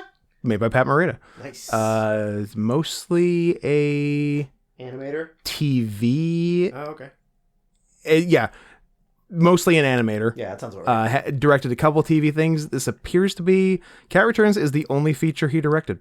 Okay. 1 for 1. Yeah, absolutely. You fucking nail Cat TF? Why do you need to keep making movies? Well, I'll tell you, I make more Cat TF, asshole. But hey, you did good. Tales from Earthsea. Seen it. Which is Miyazaki's son. Yeah. Yeah. It's fine. Yeah. Wait, Arrietty isn't? Nope. And it's bad. It's the worst one. It's just written. Yeah. Written by Miyazaki, directed by some other motherfucker. I would have bet you money that Miyazaki directed Arrietty. It's bad. It's the worst one. It's just the Borrowers. It's the Borrowers, but worse. Yeah. From Up on Poppy Hill, which is Miyazaki's son again. Kaguya. The biggest disappointment. When Marnie was there, which I haven't seen. I've seen it. Good? It's aight. Okay. The Red Turtle, which I didn't know was Studio Ghibli. Made by not even a Japanese guy, so should it even be Studio Ghibli? Doesn't count. It's fucking British. Earwig and the Witch, which is the newest by Miyazaki's son. I didn't see it. And I'm aware of it. 2023's How Do You Live by Hayao Miyazaki, which he's been making for 10 fucking years. Oh shit, and it's fucking scored by my boy. It's scored by the guy who did this. Nice. Joe Hisaishi. Yeah. Which he's done a bunch of Jonas. A bunch of the good ones, basically. That's awesome. July 14th, 2023. Miyazaki, don't die. Please. Yeah, he just jinxed him. Please. You just killed them. Just don't. You just killed him. No. Yeah, bad news. You killed him. Miyazaki. Don't die. Hayao Miyazaki dead at died 99. From autism. His first man in the noted cause of death, autism. Just look, I don't ask for much. Miyazaki, just don't die before July next year. I don't ask for a lot. You do. You ask for too much. I ask for so much. You ask for way more than this. And this is one of them. Oh, man. How Do You Live is an upcoming Japanese animated film written and directed by Hayao Miyazaki and animated by Studio Ghibli, inspired by the 1937 novel of the same name. It has been described as a big, fantastical film, which is fucking exactly what I want from Miyazaki. I don't want his last movie to be Airplane Autism, which it was and has been for 10 years. Something better. Yeah. The Wind Rises was okay, but it's fine. He's not in the top Miyazaki's. Anyway, this movie. My second note was Joe Hisaishi's music is so good. Yeah, it is. The scoring is so good for this movie. Oh, see, get out of here.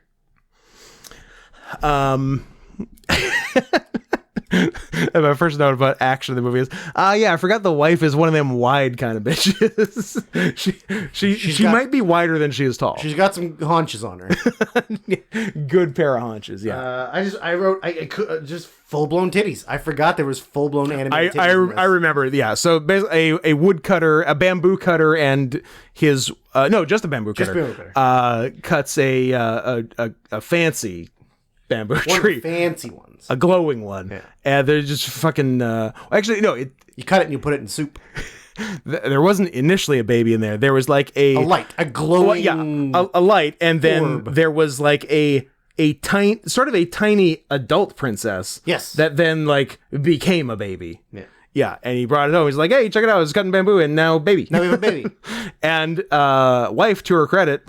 Oh, no, so they're... I think they were going to go find a wet nurse. Yes. And as they're walking along, wife goes, oh. My tits feel weird. Wait a minute. And then just, pops the titty right out. Right out. And baby goes to town. Yeah, you don't expect bare titty in, like, family anime. No. Yeah, it was I mean, interesting. the animation style is very different. Very So different, it's not as graphic It's looking. it's very like made Very, to look like it's drawn. Yes. Like it looks like drawings. Yeah, it does. Yeah. So it's probably not as offensive to parents, audiences.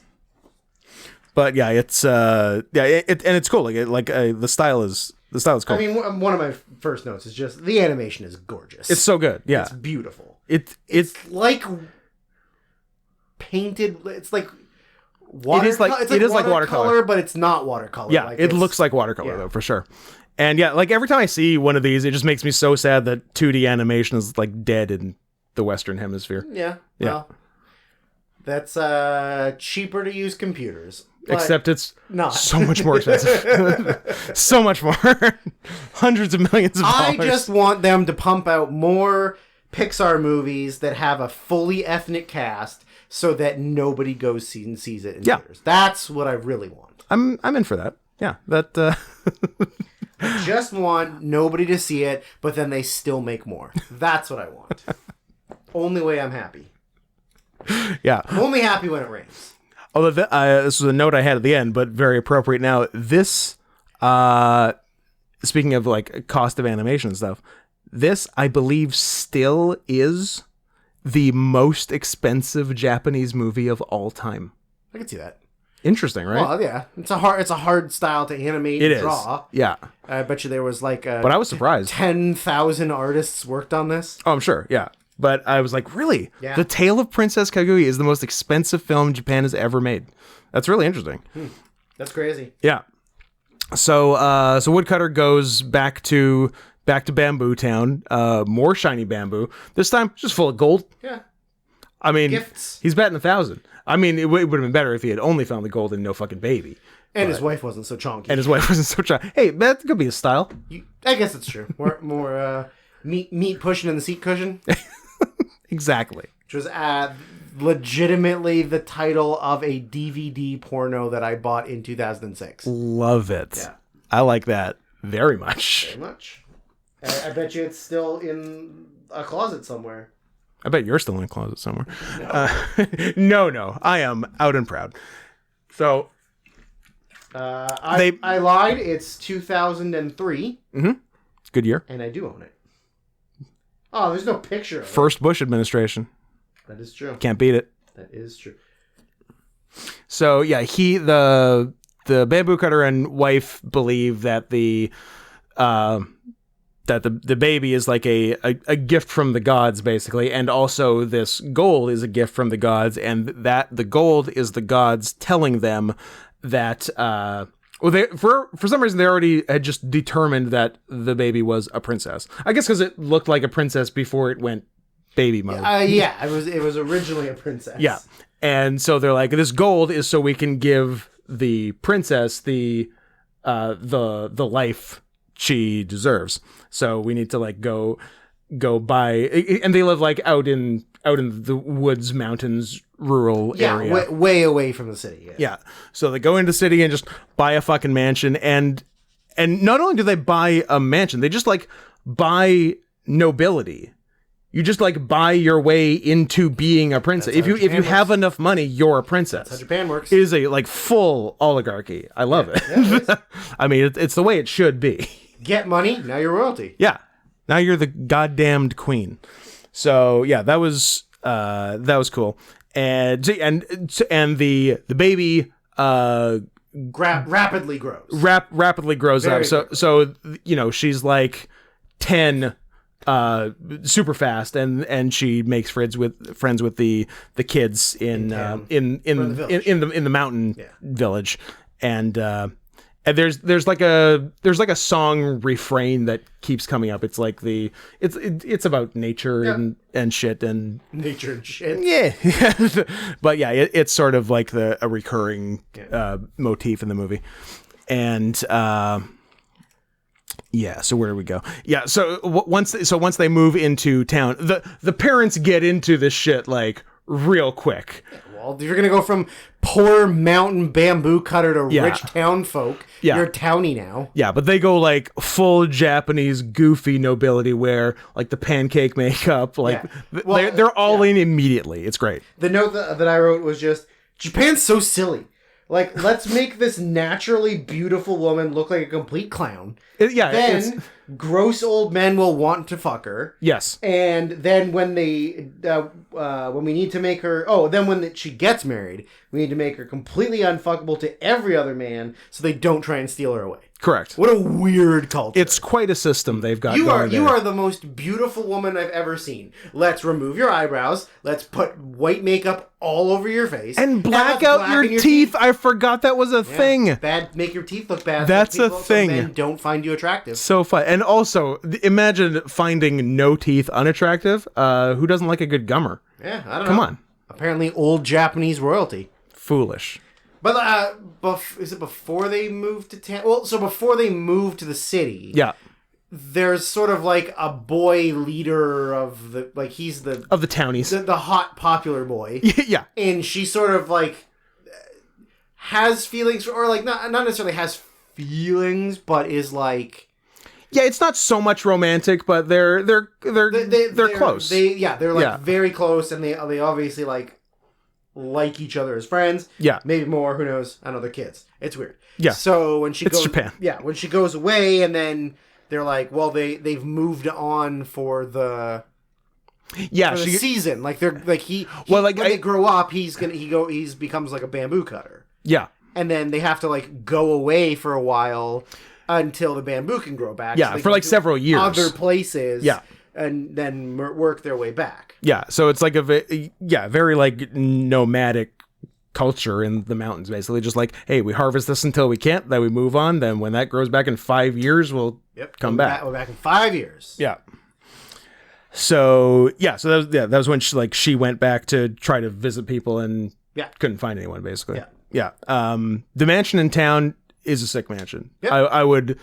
I got to get me one of these, one of these giant, like spreading Japanese mansion. You know, there's a pond and a garden, a little bridge to a pagoda thing. All things great. I would bowling alley, and, dungeon, sex dungeon, sex cauldron. So they need to educate her in all the ways of being a geisha, princesshood. So they're doing all like the etiquette and blah and whatnot, and they're doing calligraphy, and her teacher is like, and you do this stroke and this stroke and this stroke, and then she like turns around what the princess is doing. He's like, I'm trying to teach you calligraphy and you're doing fucking furry art. She's just like drawing cats. Yeah. Yeah, that was good. So then she has like a fancy princess naming ceremony. Yeah. Because she wasn't Kaguya up to this point. They had a nickname for her. The kids called her Little Bamboo because she grew so fast. And I think maybe the parents just called her Princess. Yeah. Or something like that. Yeah, I think so. So they had like an official naming ceremony, and the official namer, like this old Japanese guy, absolute creep. Yep. He's like, oh, this is a very fuckable child.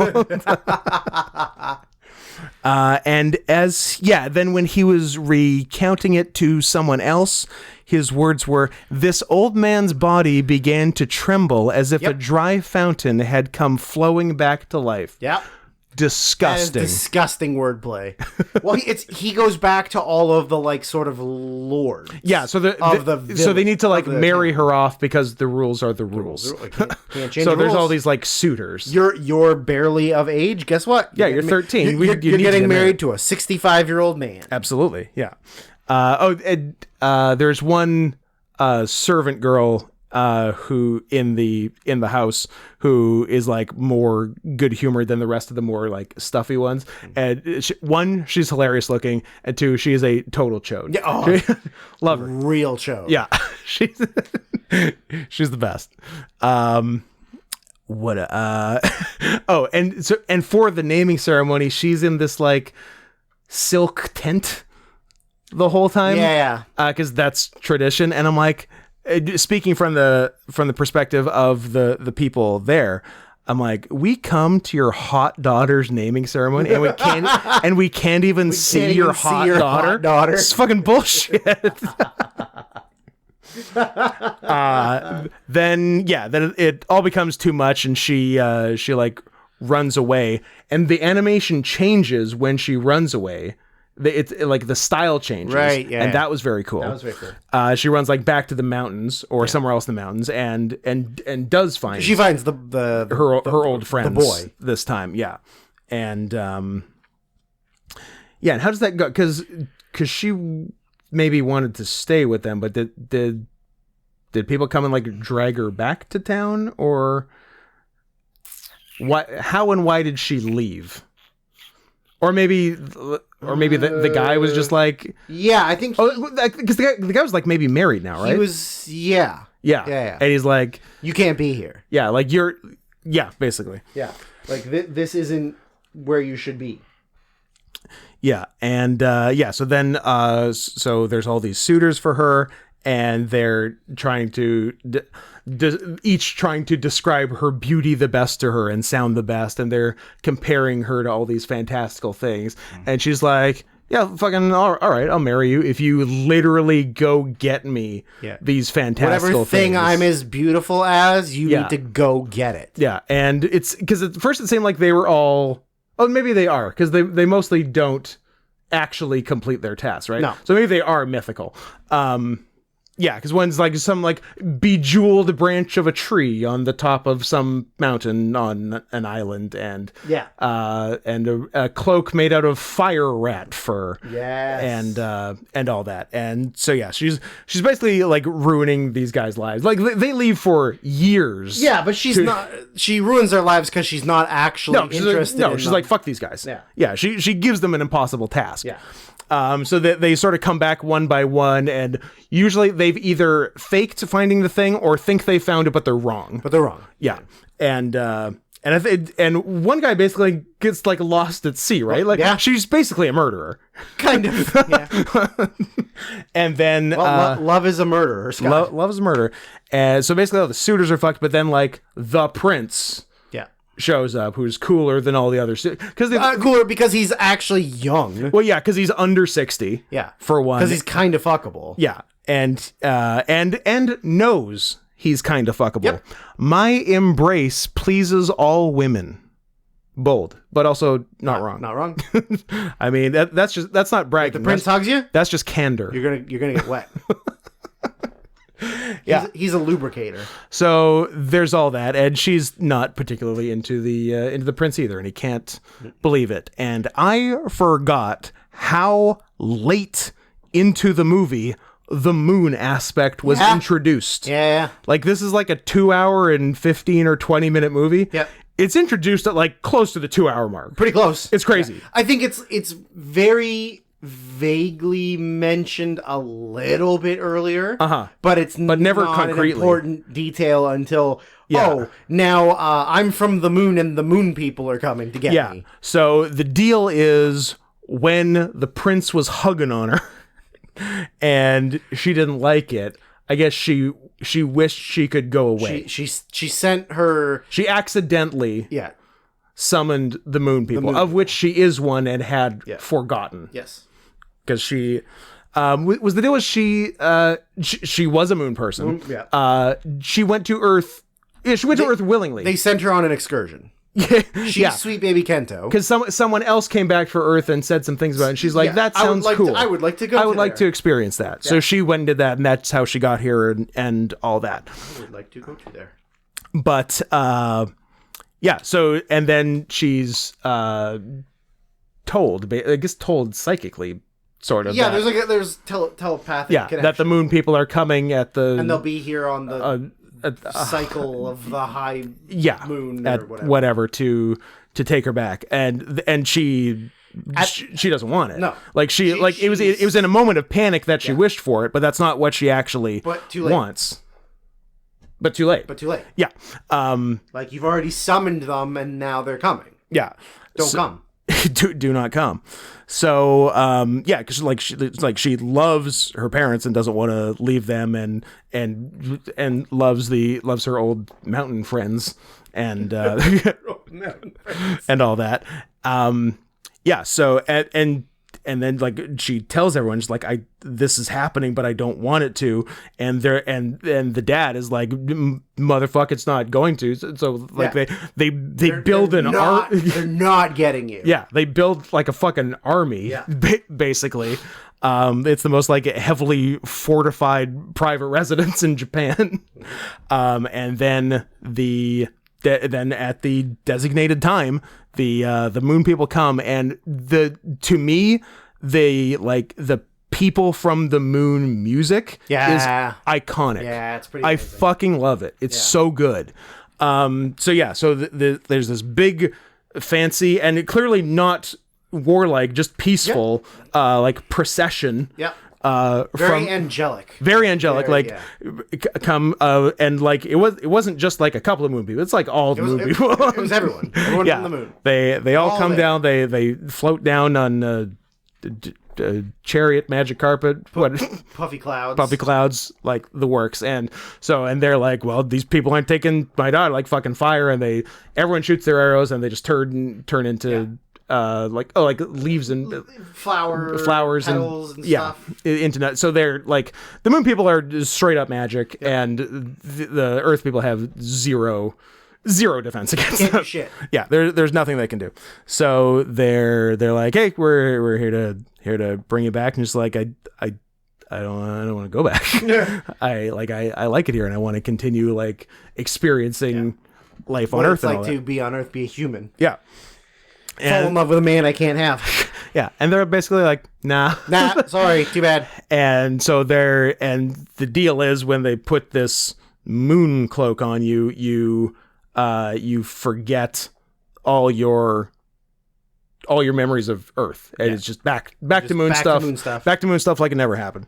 And they either, I think right before that, they brought back that song that had been sung a couple times by the mountain friends, among other people. And I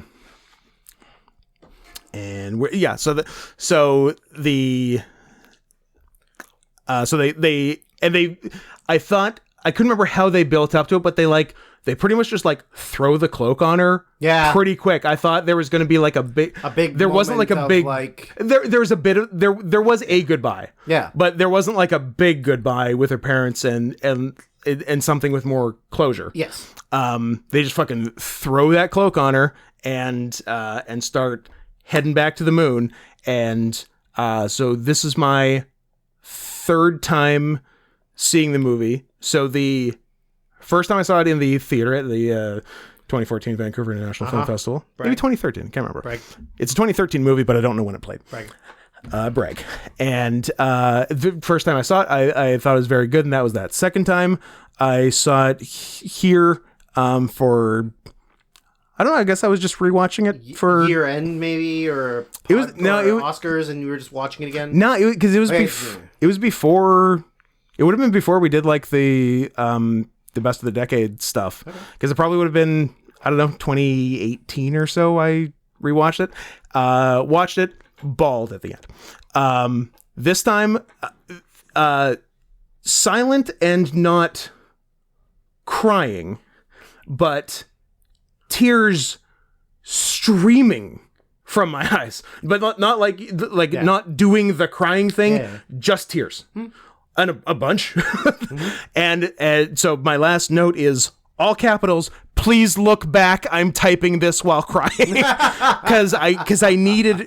There's something about certain anime movies which get me so invested in needing something to happen, like Your Name, like finding each other. You have to find it. I will die if you don't find each other. And this, when she's going back to the moon, wearing the cloak, in theory forgotten everything, I'm like, I need you to look back, or this is the end of me. And she does look back. It's quick, and it's very, the whole thing is very melancholy. Why are you crying right now? I'm crying right now. You're just getting so heated talking about it that you're crying. This fires me up. Yeah. But yeah, that's where I'm at on it. Yeah, I know what you're saying. Like with Yeah. especially like in the Your Name where they have the like ghost pass. Yes. And you're like, this has to be. I know. If it doesn't happen, I'm gonna die. I'm gonna die. First time I watched it, I definitely got emotional. This time I did not get emotional. Okay. Maybe because I knew it was coming. You knew it, yeah. And also, I'm not a giant fucking baby like you. That's also on the table. I only cry at the end of Saving Private Ryan, even though I've seen it like 300 times. So many times. We're halfway done. We're halfway done. I mean, we're halfway done. You know what? Episode. We're under 3 hours. Fuck. Pretty good. I have to pee so bad. Well, the next one's gonna be way less. So and no preamble. No right preamble. To movies. No fucking around, And guys. then right to fucking dome show. And then right to another podcast we have to record right after that. But that'll also hopefully be short. But I hate this. It's okay. I'm going to bribe Drew with some Christmas pudding, which he's never had before in his life, and we'll see how that goes. Maybe I'll eat it. Who's to say? But we'll see you in one day. Chink episode. Oh, come on.